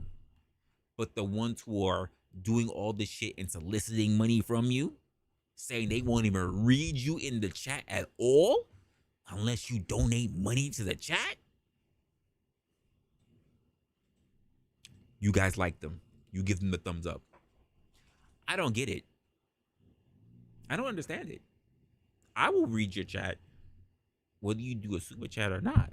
I will prioritize a super chat, but I will definitely read your regular chats because I'm always interested in feedback. I would never be like, I'm not going to read your chat unless you give a super chat. That's just me because I like engagement. And I get it. As more people come in, it's even harder to read. But that means I would have other people with me who was also being engaged in reading different chats and bringing the things that I give forth good perspectives.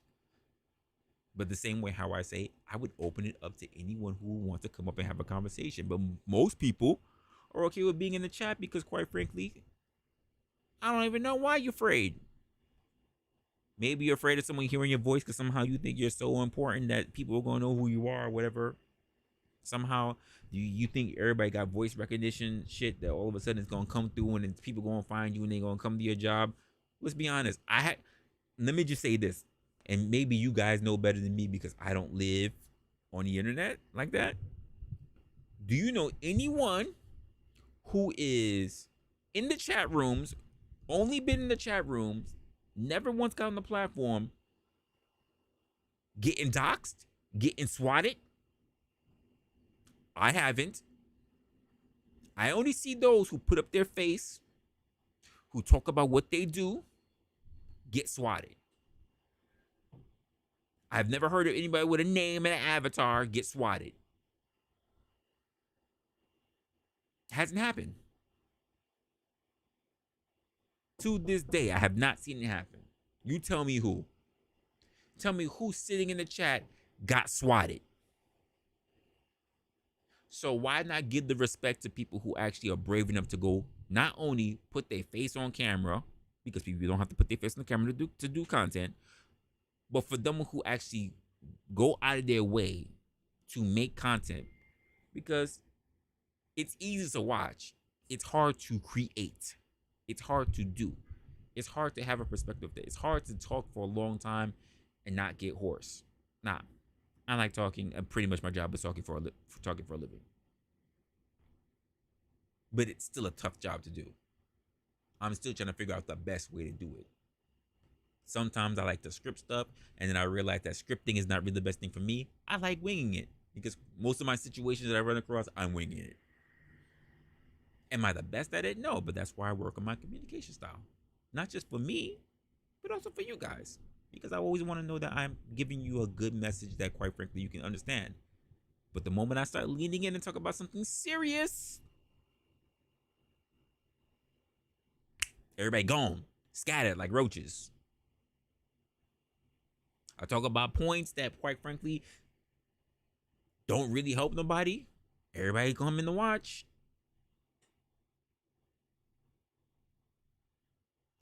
So when I ask the question, what is it you guys are actually interested in talking about? I hear nothing. I see nothing. I read nothing. Again, not complaining, but then let's be honest. If I cut this whole channel off and just say, you know what, I'm just gonna focus. I'm gonna go back to having a full-time employer. No more contracts. I'm gonna go back to being a slave like everybody else. Not that I have a problem with it. Cool having a boss with unrealistic expectations. Cool, I'll just go back to doing that like everybody else. No problem. You know what people are gonna say to me, right? Come on, you guys already know. Resla, what happened? Where you been at? You don't post no more? You don't do none of that? Tom, it would be the same thing for you. You not doing anything no more? What happened? You know what my words are gonna be, right? You happened. Where was the support from you and people like you?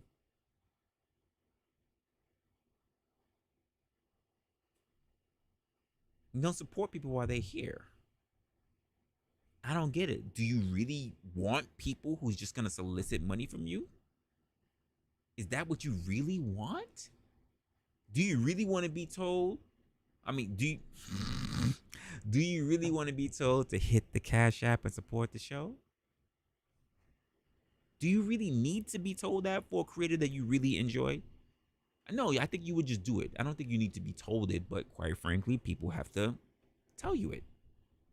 I think if you generally rock with somebody, it's something you would want to do, because why? You want their continued existence. And again, not asking you, I have to feel like I have to keep making a disclaimer. I say, do something that you want because you're willing to invest into it. Same way you invest into yourself. Same way you invest into a business. Same way you invest into your 401 or your insurance. But don't ever believe that people are doing it because, oh, well, I guess depending on who you're talking about, don't ever think that they're doing it for fun. Like me, I'm doing it because I kind of get an enjoyment out of it because I like talking, and there's not enough people who I speak to right now that I like to have a particular conversation with. So I like having conversations with you guys. So technically it's for fun, but it's not easy to do, especially being consistent. Or else I would never be consistent, guys. I would do a video here, a live here. It will be sporadic all over the goddamn place. But YouTube puts a constraint on you, which is why you need to be consistent. YouTube does this to me. I wouldn't have an actual schedule for you guys if it wasn't for YouTube. I would just be doing things willy-nilly, and you catch me or you catch me.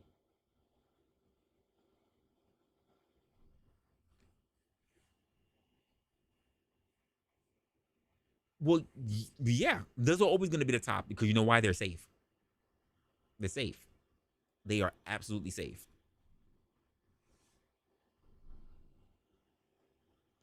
I'm happy you think that, but honestly, when I see things out there, I go, it can be better. But I'm happy that you're that you really like what you see so far. Because it took me a long time to get to this. When I say I did everything from scratch, trust me. Some people just believe that you get on social media and everybody's a media specialist. Oh, everybody got a production team when they get on YouTube. Oh my God, you.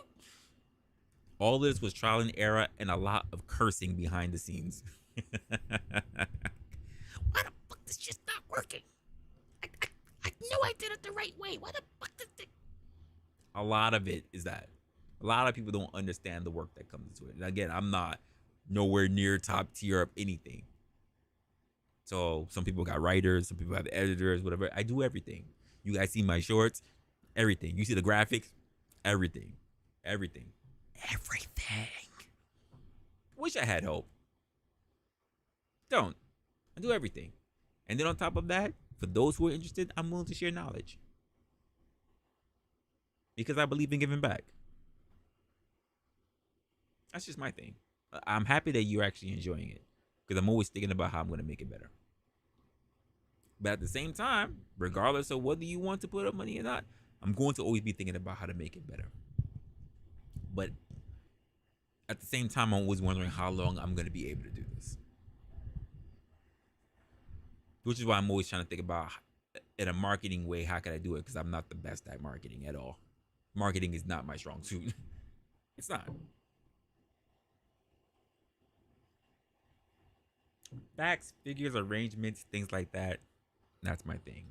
Marketing, I study people on a regular basis. I don't study clusters of people. I don't study like getting people to move in a particular direction. That's not my strong suit. And I don't have the money to pay for people like that.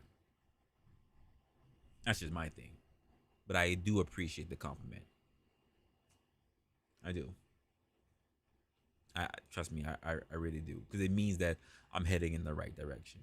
But I have enough people that say, I like what you're doing. I like what you're doing. And they go, but have you considered? And I'm just going, you son of a bitch. As if getting this far was easy. As if getting this far took me a day. Of course not. A lot of people don't understand the work that it really. Well, Uncle Tom, he's here. He understands the work. He's pretty much goddamn 7 days a week. And I say, God bless him. Cause again, he's a content creator. To me, I'm starting out. I'm a content creator. I'm not a streamer.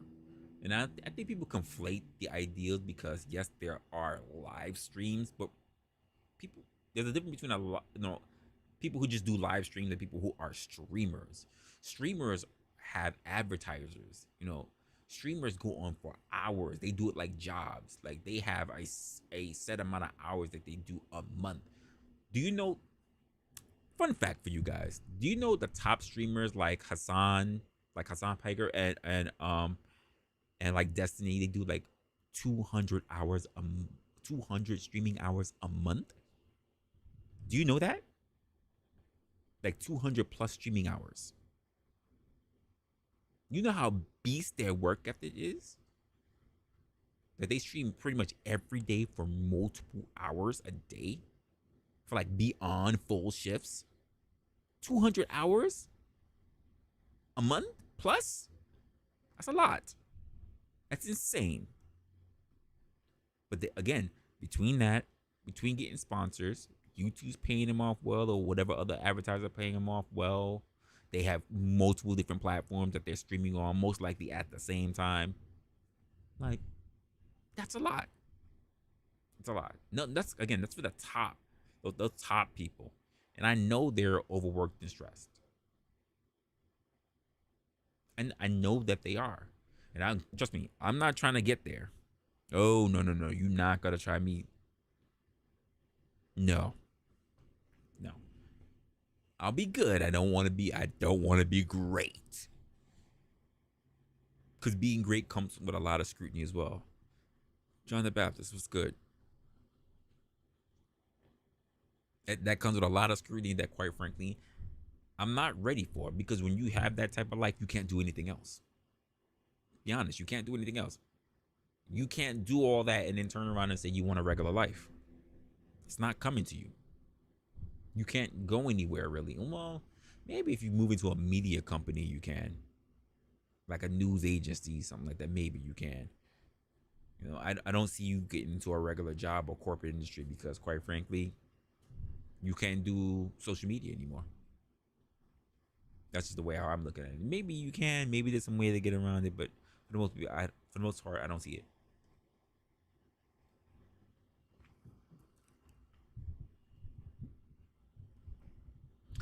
John, and you missed a good punch. You missed a good bunch of it because people were running out the damn chat, or rather, not speaking in the chat or whatever. Because quite frankly, I was rather going in earlier about people and being indoctrinated and having these particular perspectives that we had to get out of. And I know people don't really want to hear that type of talk because, quite frankly, it's the truth, and we need to have more conversation about it. Because I was nitpicking on a lot of different areas and a lot of different people and a lot of different spaces or whatever, but it is what it is. Because sometimes we got to have a more serious conversation when it comes to these spaces. Too many people just want to go on YouTube for quote entertainment and talking about the same bullshit all of the time, and I'm just not for it. I'm just not for it. I'm really, really not. I'm like, we need to do something different. And so if I tell you something like the talking points or that you hear, like, I really rather have conversations where we can talk about actual issues that are going on and we can try to figure out a way to come up with solutions. I really mean that, because quite frankly, I wouldn't have an idea space where I would just have people start derailing shit and basically not really contributing. I boot a motherfucker for free. Like, I would never. First of all, let's just put something out there, guys, in case you since we're early in the channel anyway. That bounty shit ain't happening here. Not here. Not with me. Is when you're on Opinionated, there's no bounty shit. If I ever get monetized for anything, there is no bounty here. That's not a thing here. Anyone who freely give up their money, I will happily let me know. If I gotta give the money back or whatever. That we're not doing that here. Cause trust me, if somebody's getting out of pocket, getting freaking stupid, I boot them for free. For free. Because if they don't add to a particular perspective, they're gone. Because quite frankly, we are so used to people who are not beneficial allowing to have a voice. How many times have I say the stupid have been given a voice? I'm not gonna allow that. I won't. And unfortunately, when I have to say, when I looking at me, looking at this, like in the spaces that we are right now, because I'm gonna be honest with you, and this is all for my skin folk, because I'm not gonna call you kin folk. For all my skin folk, how many platforms where you can say that you see someone of the melanated type have a real platform? Let's just say this: of a melanated type who's male, have a platform that has people having real conversations about real shit that really goes far. He's not super fucking old. He doesn't already have a shit ton of books already written already. And he's not soliciting dating and relationship advice. Really have a channel with people that just having intellectual conversations. Name them. I'll wait. Name them.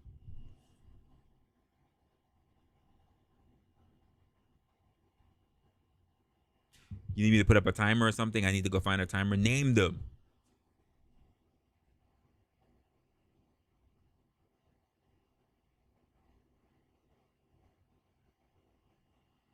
No one? There's no one. I already know there's no one. Because if there was someone, I'd already know about them. I'd know about them already. There's no one out there like that. I hate to say it, but most of the middle-aged to young guys, they're all pandering, and it's mostly centered around relationships.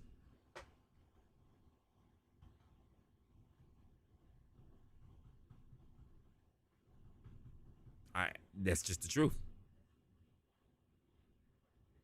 If there's someone that's out there, they're just on the bottom, same way like me. No one really knows who they are yet. Just just being honest.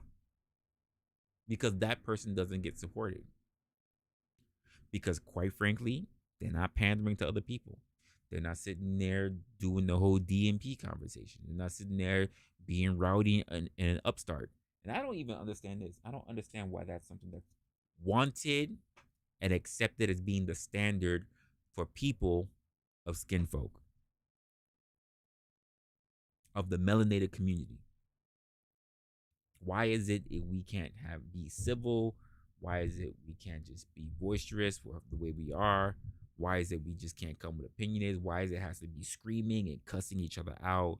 Why is it gotta be going out of our way to calling everybody zesty and gay? Why is it gotta be chastising someone else's private parts, or saying, like, why is it gotta be all that? Cool to those who find it to be entertaining, but then can't get mad when no one wants to take you seriously. I'm telling you based on observation. For some reason, especially when it comes to men, we don't take each other seriously for being serious. Everything's a joke, but then wonder why we are on the bad end of that joke.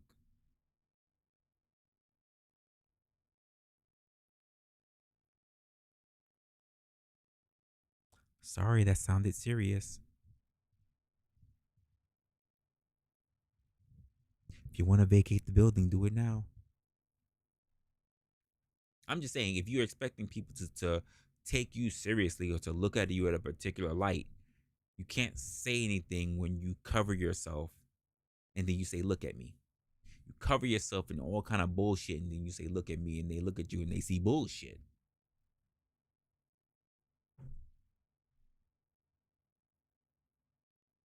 We don't seem to promote real honesty.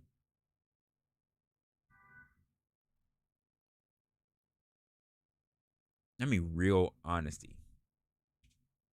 I didn't say being a real nigga. I didn't say that. Having an honest conversation. Not pretending to have an honest conversation. Actually having conversations to try to come to a point of understanding, even if we don't necessarily agree. Not sitting here and just shouting the next person down. Oh, no, I already knew the answer. John the Baptist, I already knew the answer. Because it's not profitable. Which means, sadly, that when it comes to people in the type of medium that I just mentioned, John the Baptist, they don't exist because it means that morals are for sale.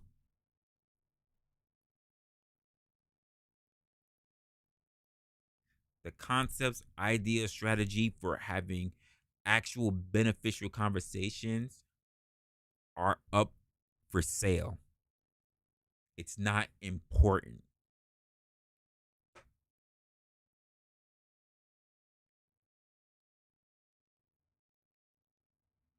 Listen, I'm one of those people that I don't expect my channel to survive, because if I made it to a point where I really start having real conversations, I'm trying to figure out who's going to come out the woodwork to shut me down. Let's be honest. Especially for those of y'all guys who already know me here. So Tom, John the Baptist, Butterfly, like Khan, you already here. Like, be honest. If my name somehow started popping up in the algorithm, somehow started popping up, how many people who already knew my face, already knew the conversation I used to have with other people and whatnot, would come out the woodwork to make sure I got put in my place? Because we don't really uplift each other. We make sure that we hold each other down. Because that crab in the bucket mentality still holds true even on social media. And we've all seen it, if not experienced it firsthand.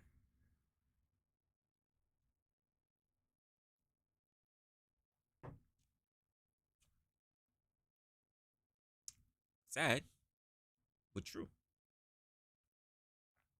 This is why I talk about specific things. I try not to get far into other things. I try to give you guys things that you might be interested in, but I'll be honest with you, there are things that I'm just not interested in. Sometimes I want to give you guys a little bit of the breadcrumbs because you already been sitting there gorging on the fucking meals, especially of that DMP conversation. Gorging on shit. You love your fast food.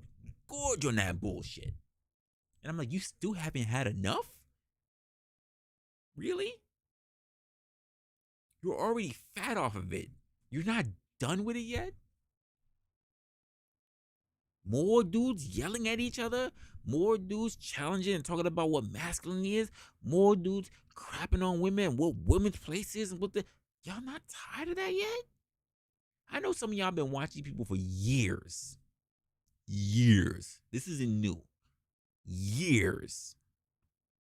2 to 3 years. Some of them reporting the same shit that they was already on these other people's channels, and now they got a channel too. Not them, because that person's only been up for a couple of months. How long you known them for? Oh, for years. You're not bored with that?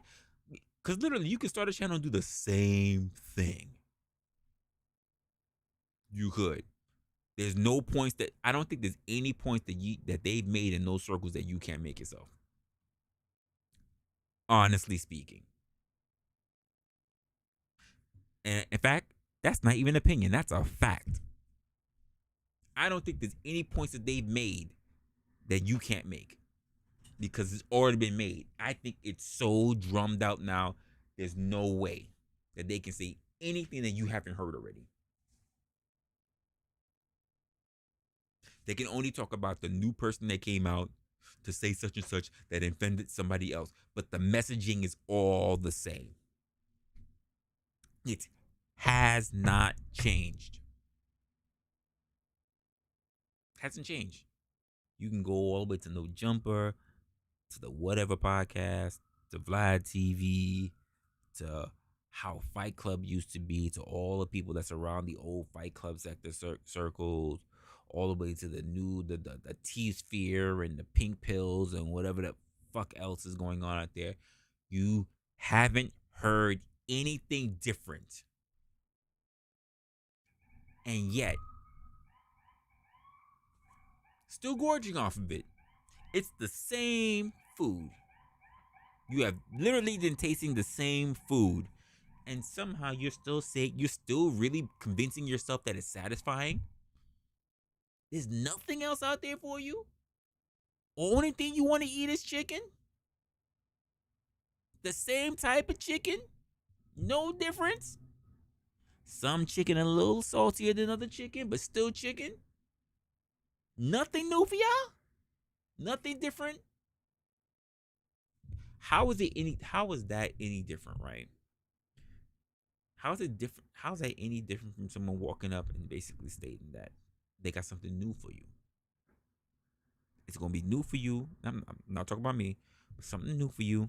It's gonna help. It's gonna be beneficial. You'll make money off of it even. You know what they'll say? Man, I ain't trying to hear that shit. Give me more of that salty chicken.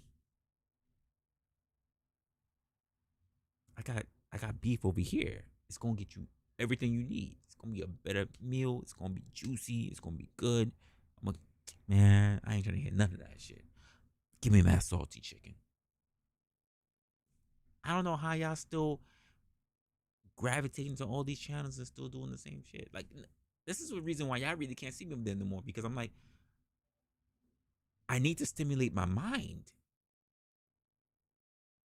They're not doing it. I'm not feeling like I'm smarter being at being in those places. I'm not. In fact, it's doing the opposite. And this thing, and I get why they're doing it. They're making money. But when I talk about my safety, when I'm talking about how I am going to move up. And I think about how what's going to be beneficial to me, long-term benefits. It's no different from saying that you think that you're going to eat off of KFC for the rest of your life and you're going to be healthy. You think that you're going to eat off of McDonald's the rest of your life and you think you're going to be healthy. You're not. You know all the bullshit that they put in these things, and you keep eating it thinking that it's healthy for you. And then you get onto the real world and you start doing what? Talking that bullshit because you keep eating it up. Some of these people are like, you go to them and you're like, you know they haven't read a book in any fucking time. No time recently. Doesn't stop you from going into that. They're reading off statistics that other people said. They didn't do any research on their own. And some of y'all who follow them think it's okay. In fact, you state the same statistics. You state the same stats that they gave you, and you don't even know where they got it from. If I'm lying, I'm flying. I heard something before, but I don't know where it came from. What happened to us being cognitive human beings who would go ahead and make sure that the things that we heard are factual or not? I mean, it's no different. Like, say, if I don't know if John's still in here, but it's no different if somebody started spitting something from the Bible that you're hearing for yourself, and you're going, I never heard that in the Bible before. You would go back and check. Where'd you heard that from? What verse? Huh? I've never heard that before. You would go check. You wouldn't just take their word for it. But we're at a point where there's so much subliminal messaging. There's so much a need for assimilation. There's so much need for it that they just take everything as is. And this is why I named the stream Ubiquitous Assimilation. It's having the understanding to see everything everywhere.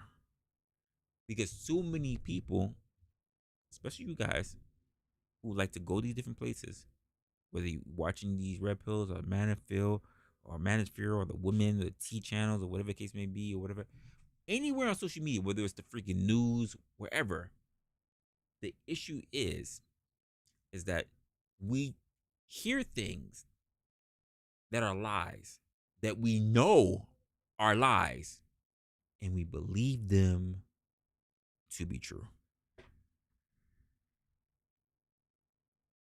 That's the problem. Hearing things that you know are lies. You know they are lies, and yet you still believe them to be true. You believe the truth and the lie at the same time.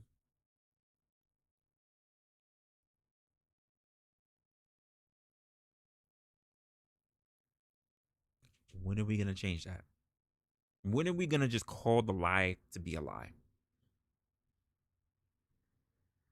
When are we going to do that? I call out a lie to be a lie. And if there's something I don't know, you know what I say? I don't know. I'm unsure. I'll go find out. I don't double down on things that I don't know. I definitely sure will not double down on a lie.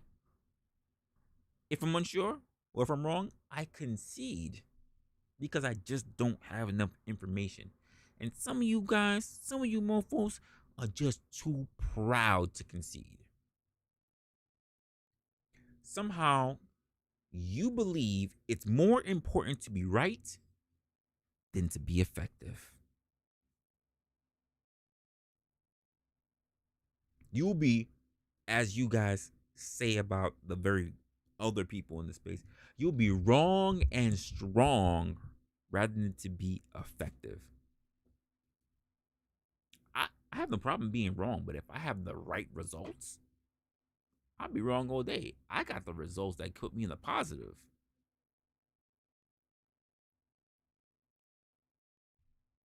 Listen, and let me tell you how I get to this, right? Because let me tell you how I got to this. there was a time when I was in my when I was working full time at my company, right? And I had a market manager and I had the operations manager. So he said he needed a plan for something that we needed to do in compliance. She said she would oversee the project. She didn't, by the way. But she said that she would oversee the project. We just needed to come up with a few risk strategies to see what being implemented. We literally, me and my immediate boss, I was in leadership, he was a manager, and we literally came up with formulated a couple strategies. We went out of our way to implement them, and they didn't work. They fell apart. Actually, I wasn't a leader at the time. I was actually a coworker. Didn't work at the time. Fell apart. Just totally flopped. Didn't work out the way it did. I was still promoted and I got a good evaluation that year. And I'm like, my plan didn't work though. We tried it, we implemented it didn't turn out that well. You know what I was told? You're not getting the promotion because your plan failed. Your plan didn't succeed. That's not where you're getting the promotion. I'm just like, you're getting the promotion because you took the initiative and you were willing to try. You were willing to try. You took the risk of trying. We told you every reason why we think it wasn't a good idea, and you said we need to try, and you went out to try. Because the truth of the matter is that, this is what he said to me, the truth of the matter is that we didn't know anything. We were just telling you that we think it's not going to work. We didn't know anything. You went out and actually tried it. You were willing to take that risk. And that's why we want to promote you. That's why you're about to get this promotion. I was like, shit. And a lot of us, they will, like, you have people in that position that they have things that they're lies. They don't even know it. They believe in the lies and they roll with it. I had to figure out was it going to work or not. I had to figure out if what I was working on was going to be a failure. They just believed it was a failure because they weren't even willing to try.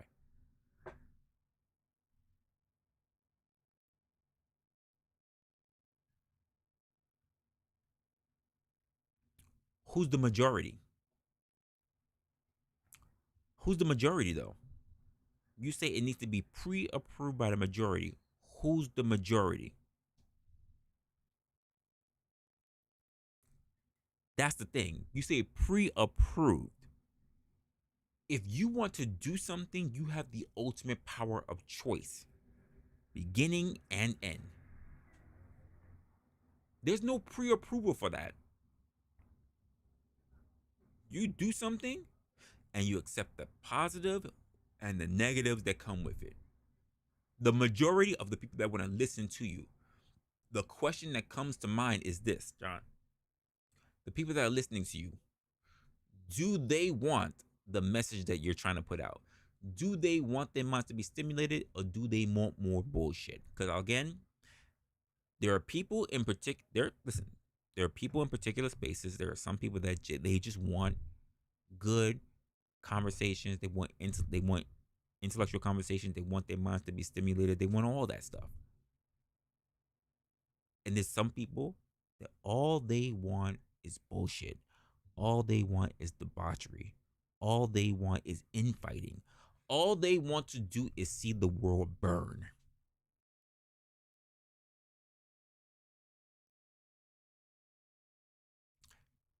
And you need to figure out where you are to figure out what kind of room you're in to figure out if this is the room for you. When I pop in a room and I say what's up,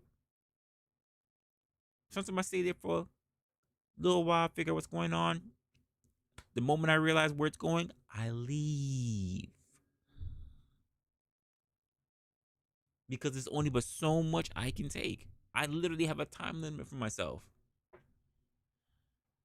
The moment I get too much, nope, time to go.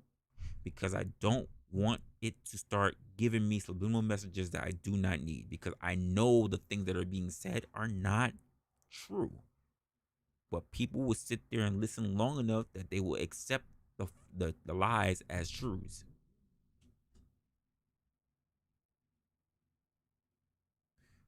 And a lot of people don't. That's the whole point that I'm even putting out, Con. So I'm happy that you said it. Because a lot of people just want to be told what to think. A lot of people want to be told who they are. That's the dead truth. That was the first video that I had up here. I don't think you saw it, but that was the first video that I had up here. Let me see if I can go back and find it.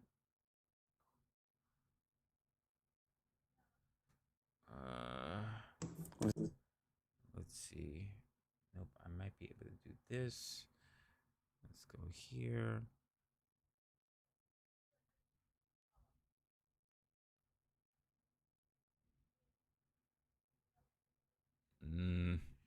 No, I gotta go find it. I'm not gonna be able to find it this way. The first video. Hold on. I'll find it right now. Hold on. I know how to get it. There we go.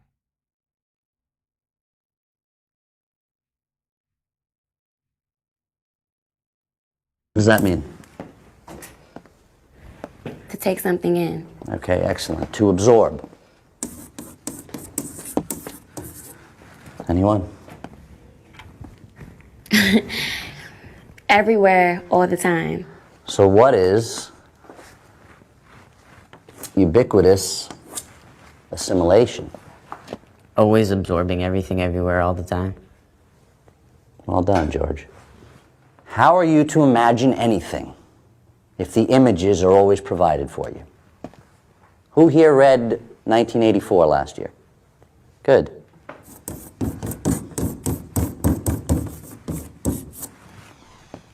Anyone? Meredith? Having two opposing beliefs at once and believing that both are true. Excellent, Meredith.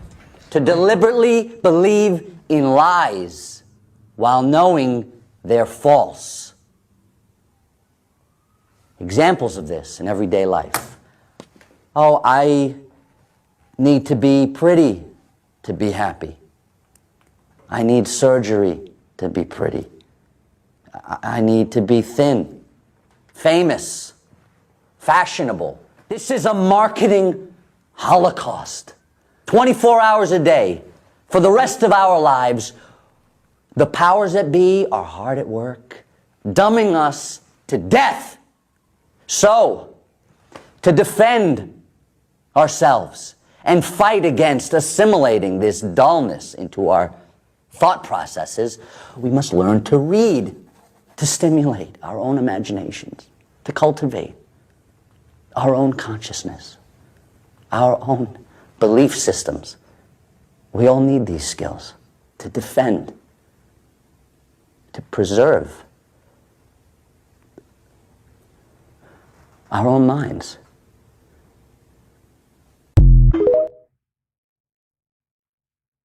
And that's the point that a lot of people don't understand. This is why I mentioned a lot about people being indoctrinated, because we hear the same bullshit over and over again.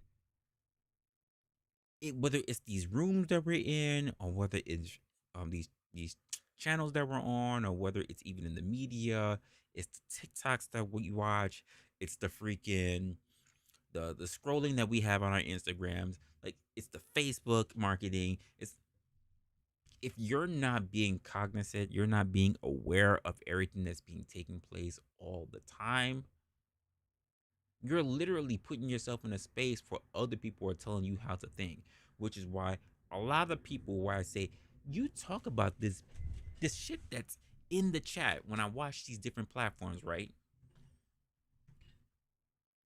You watch these different platforms, right? And then when you're looking at them, you're like, does this even happen in your real life? Because a lot of stuff that I see that's going on, it doesn't happen in real life. When you click off the internet and you walk outside, you breathe actual air that's not stagnant because you've been sitting in your drawers in your fucking room.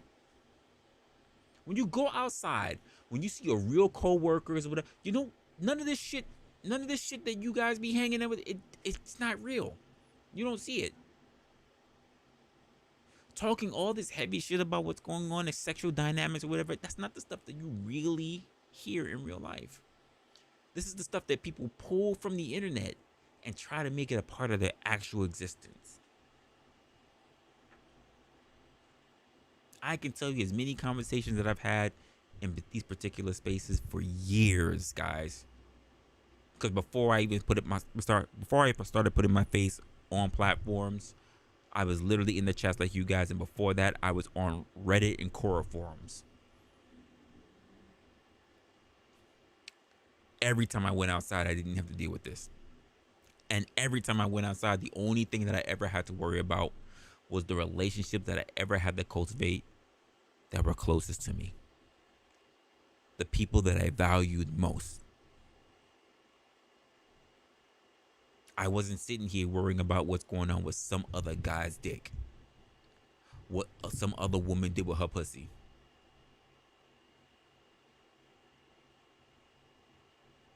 It was never a factor in my life.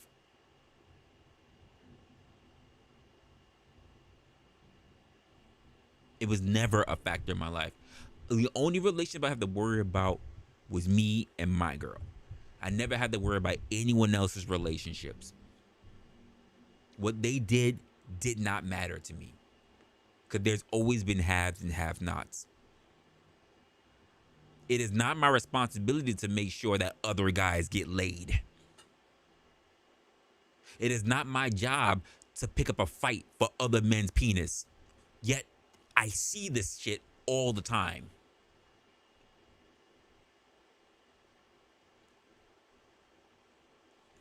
It's upsetting. Why? And we guys, we get in these rooms and we slurp it up and we kiki and laugh for the and it does what? Like it does what? It's good, OG. Like, I don't understand the appeal of it.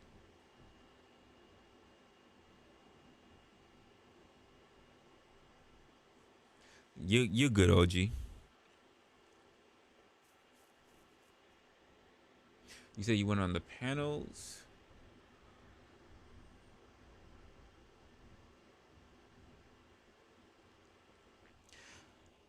They do the same shit all the time, though. To be honest, there are times where I can't even bother in the chat. Like, I'll sit back and just watch. Like, you say graduated. I like the point where I just don't even want to be there. I just kind of want to pull away from the chat. I walk in just sometimes just to say what's up. Maybe I'll give a line or two, maybe three, depending on who the content creator is. Most of the time, I'll just sit back and I'm just watching and I'm just going. And here's the reason why I just totally don't disconnect myself from it altogether. Because you need to understand the thing that you're trying to fight. I would walk away altogether and just not bother with it. But the moment I close myself off to it, I'm doing myself a disservice. I don't have to interact and engage. It's just my job to listen. Because I'm listening to understand and not listening to respond. That's why a lot of these channels, like, I'll say what's up in the chat, or maybe I'll just sit back and watch, but you don't see me pop up. And some people say, you know what, Resla, you should get up. You get up, you can freaking get up on the channel, you can promote your page or whatever. And I'll be honest with you, you know why I don't do it, guys? Because I'm worried about having the people who are up there who are indoctrinated are the people that wind up being in this chat. I'm worried about a big influx of people who are already indoctrinated showing up to my platform and corrupting it. OG's here. I've been said it. John the Baptist, you've heard me in the back chat say these things too. I worry. I'd rather have a brand new network with brand new people all together.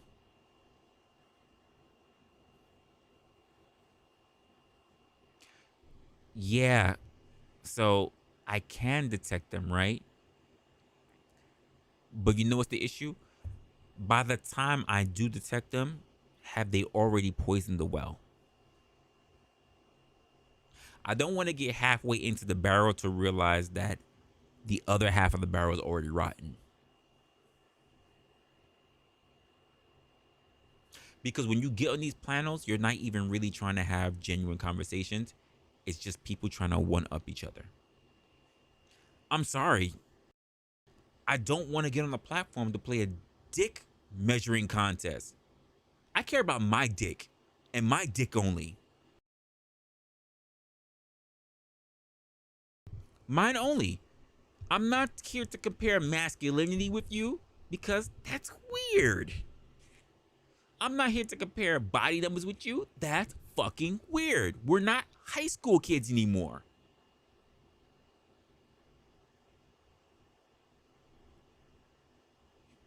Yes. Because, yes, Khan, that's exactly what I'm referring to. Because those people are not coming here. Because unless I have a particular channel with a particular set of numbers and a certain amount of popularity, they're not showing up here. Which is why I need to set the groundwork here and what the foundation is here so that if ever they do pop up, I already have a base community that already knows what the deal is. That is not corruptible. Because they know when people walk in, they know what the platform is about, not what they want it to be about. Because I say this to people all the time, and again, OG's heard me, John the Baptist heard me, everybody who already knows me. Like, who runs your channel? Is it you or is it your subscribers? And a lot of these guys, it's their fucking subscribers. It's not them. They don't run their channel.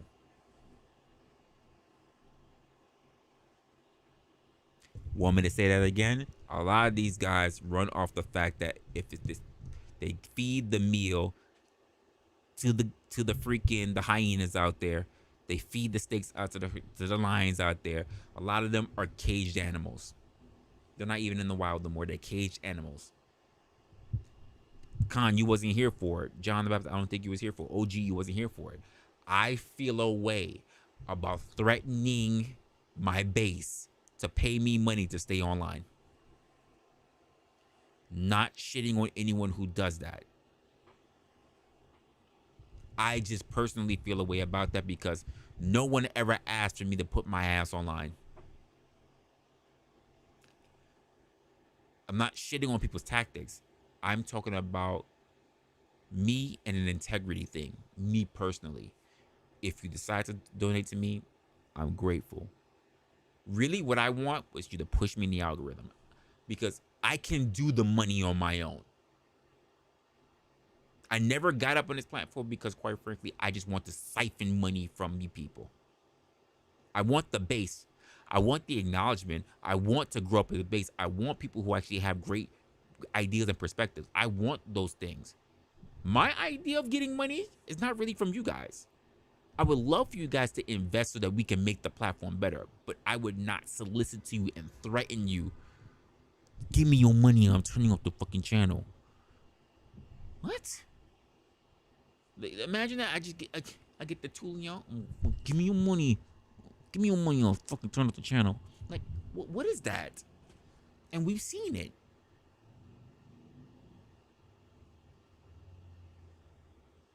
I wouldn't do that. Again, everybody's got a hustle. But I was doing this with Butterfly earlier. There are people who basically, like, they don't even care about the likes because they don't expect channel growth. They care about the super chats. They care about the cash apps. They don't care about growth. I'm not rushing. Just be honest with you guys. I'm not rushing. I don't expect to blow up fast because I don't go to a base to churn out the same shit. I get it. The wheel is powerful. And here's the funny part about it, because I already know everything they're gonna say, I could easily jump on that bandwagon and start churning out quickly. It's not my game. Because imagine if I dragged all the people here, right? That's if I started doing all that shit. I drag all the people here, and then I try to change up the content. It'll be the Hindenburg. I'll be burning down quickly. Because I wouldn't be considered to be authentic. And I think it's very important to be authentic. I think it's very important to have your own kind of content base. I think it's already a good idea to have your already community strong.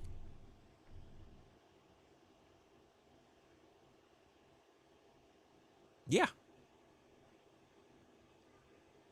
I agree. But the problem is that once you get to a particular point, other people will try to come through. Because why? They want to make a name off your platform. They want to find a way to steal your subscriber base, right? And if you don't already have a strong message, a strong platform, a strong sense of what it already is, you can already figure out, because you already set a particular standard on your platform, you can weed those people out because they will never be able to make it to the door. It's like if this is a theater for ballerina, for ballet, hip hop dancers can't come inside. I'm a dancer, man. You're a hip hop dancer. You cannot go into the ballet. We don't take your type of dance. That's it. Plain and simple. Because that means when they walk in and they try that bullshit, the crowd's going to be like, boo. We came to see ballet. Boo. They go away.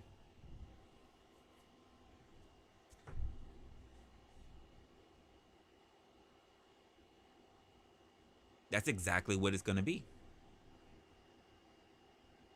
Too many people hang in a particular space because why? They think that's the most profitable. And they're too afraid to do it on their own.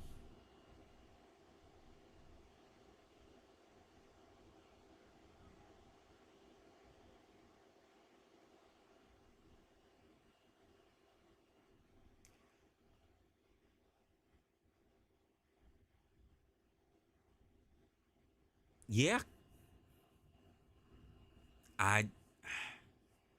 Again, do the things however you want to do it. I'm not knocking you for it. I'm saying for me personally, I don't want to do it because I don't ever want someone to come and lord that over me. I don't want anyone saying that I did such a thing. And the sad part about it is, like, here's another thing, and this is just people in general in terms of content creators. Everybody who gets a certain amount of juice for a little bit, all of a sudden think they got the blueprint. And want to start telling you how you should do things. It's like, but don't understand that you're trying to do something different. So it's like, imagine this. I have my platform, and hopefully for the people that are watching right now, hopefully for you guys, you understand what my platform is about. Hopefully you get it, because I've said it enough times. If I got to make an intro video, I'll make an intro video about it. But so I said enough time what the platform is about. Because I know if I put it in the description box and everything, people don't read. They won't read. They will not read. They won't read. If I say, whoa, why are you here talking? Did you not read the description box as to what's going on? They don't read. They come in. It's the same way. We all know this. They come into your channel late, hop on your panels, don't know what the conversation's about, fucking the entire vibe up, right? I'm the kind of person, whoa, what are you talking about? What's going on? What do you think about the topic? Why didn't you hear anything about the topic? Drop. That's me. I'm dropping you. Come back when you know about the topic. Ask people in the chat. Read the fucking description so that you understand how the channel flows. I wouldn't do it. You're dropped. Drop immediately. You don't know what it's about? Boop. Drop. I don't care about how many subscribers you got. You're disrespectful. At least sit in the fucking chat for a little while to figure out what's going on.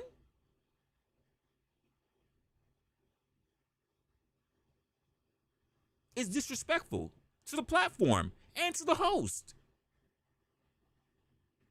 I don't care who you think you are.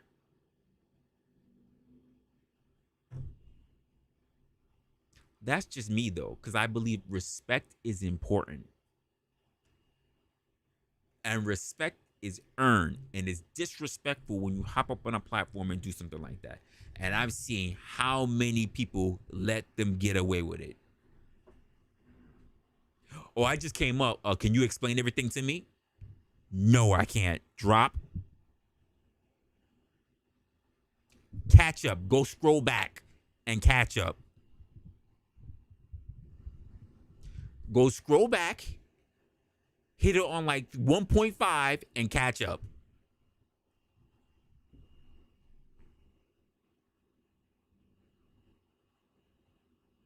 I'm not gonna let you come in and just fuck shit up.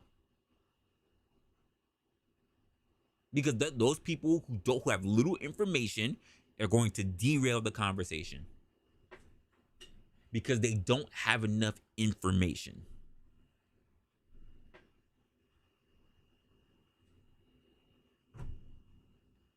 Not to be nasty with it, I'm just stating the facts. I'm stating the facts. Because why? I've seen it done too many times. Well, that was just them. No. I've been watching this game, this circle, this hamster wheel move too much. It happens too many times. Too many damn times. And respect to all the people that allowed them to do that, because they're intellectual enough, or really not intellectual at all, just smart and intellectual. You take your pick on that. Like, but they'll just catch up, or I'll just give them grace because I know them for a while. I'll give them grace because they got a channel. No. No. It's disrespectful. It's disrespectful not just to the host, but it's disrespectful to the other people that were paying attention that's up there. It's disrespectful. No one is above board. Show respect. I don't want to hear about how many subscribers you got. You popped up on someone else's platform when you couldn't give them the just due. You couldn't, by finding out what they were talking about, you figure you can come in and just finesse where you. No. I don't want bullshit artists. I want people who actually know what they're talking about, who know what the conversation is about. I don't need a bullshit artist. I don't need that. You know what we're talking about? No, but I'll figure it out as we talk. No. Take some time to go figure it out. Do not come to class unprepared. What are we doing here? Oh, is that what we talking about? What are we... Man. Can't do it. Can I do it? Now, again, no disrespect to those who allow that. I haven't done that. I always sit back, figure out what's going on. And I've come to people's streams late, but I sat in the chat, take a look. I've been invited up. Hey, if you want to come up, such and such. And you know what I do? I stay the fuck back. Just because I'm called up doesn't mean I run up there. Oh shit, they called me? Oh, like the price is right? Oh shit, I'm gonna run them to the fucking front? No. I don't know what the fucking show was. I don't know what game they about to play. I don't know what the prices are. I'm gonna just run my ass on the stage for the hell of it? Fuck no. I'm not doing that. Not at all. And there's some people, they just like that. Somebody just walk into the chat. Nobody knows what's going on. OG, you walk in, you mad late. You don't know what prices they already said. You walking in, and all you just put your number down. All of a sudden, your number get called. You gonna run up there? You don't know what you put. It could be all expensive paid trip to hell. You didn't know that because you walked in late, but here you are running to the front stage to compete for it. That's crazy. That's crazy. I'm not doing that. I'm asking everybody nearby. Hey, what was the prize about? Yeah, I just got here. What was the prize about? What did they say what we competed for? Was it a speedboat? It was a speedboat? What? It was a car, but is it a car yet? Was it a trip? A trip to hell? Nah, I ain't going up there. I don't give a fuck if they call my name. I ain't going up there. I ain't competing for that. I ain't spending no wheel for hell.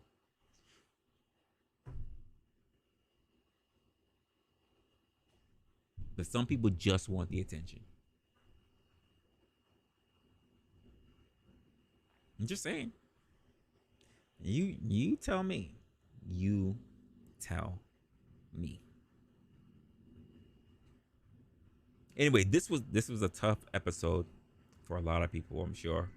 This was not a fun episode because I knew I was really gonna go in for a bunch of stuff, but I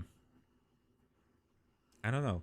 We're running close to that time anyway, so I think it's pretty much time that we pretty much are gonna put it away. By the way, guys, I am most likely going to be traveling over to the porch later on, where we start doing Conspiracy Wednesday. Let's see what's going to be popping up there. I'm not really too sure. Guys, in case you don't really know, especially if you're catching this on the replay, and just put it up right here, you will see my banner. You'll see that I just dropped shorts throughout the week. I actually did a video on Monday, so be able to check out that video. I think it's gonna be pretty funny if you haven't seen it. Also, I do these lives pretty much on Wednesdays and on Saturdays at 4 p.m. Eastern. I am in New York City. That is in the USA, in case somehow you are an international person. So that's going to be a thing that's going on. OG and I believe that we're actually going to do a stream today, in case you guys didn't know. That'll be that late night, so pay attention to it after the porch session. I should have put a graphic up here, but it'll be the porch session, the DA porch session. So we'll be over there later on when it comes to Conspiracy Wednesday. Like I said, OG and I will be doing a late night stream. It is called The Drop by Discussions. If you actually didn't see it out, we are just not getting started on that. It's gonna be pretty fun, where we get to walk around, we get to see a bunch of stuff, we get to react to other people's content, we get to see a lot of the debauchery that's happening out there in spaces, see what's going on in the other worlds that are outside of the common areas that we get to see. So that's gonna be a late night thing. That's for you late bloomers that just can't seem to go to sleep yet. So in case you're not ready to hit the sack, OG and I will be doing the Drop by Discussion. So hopefully you guys will come by and see that. We haven't settled on the time yet, so it'll be whatever time a little bit after Conspiracy Wednesdays end. And honestly, you can reach me on other mediums if you haven't already, and that'll be pretty much me on my Twitter. I haven't been so much active there, but I am working on it. YouTube, you know me all the time in the game. Always catch me on YouTube as my home place. I am dropping new shorts and everything else on my Instagram. And in case you need to reach out to me, or if you're interested in any topics, I know you guys haven't been doing it, but you can. Of course, you know it's at Resla@gmail.com. If that's too much for you, link is, of course, in the description. You know I really don't like to ask, but if you are interested in such a thing, you can always reach me at Cash App at $Resla Opinionated, and of course for PayPal, in case you're not an actual fan of Cash App for whatever reason, you can reach me at PayPal at Resla2. I do appreciate you guys for all that you've done. I do appreciate the guys you actually hear and what you do for me. I appreciate that you actually spend time. It's not easy for everybody out here in the game, but you know, we do exactly what we can in the world. Subscribe if you have not. Like the video if you just came into the building. And if anything, you're not really convinced yet, take a look at my shorts, take a look at my videos, and until the next one, you stay opinionated. See ya.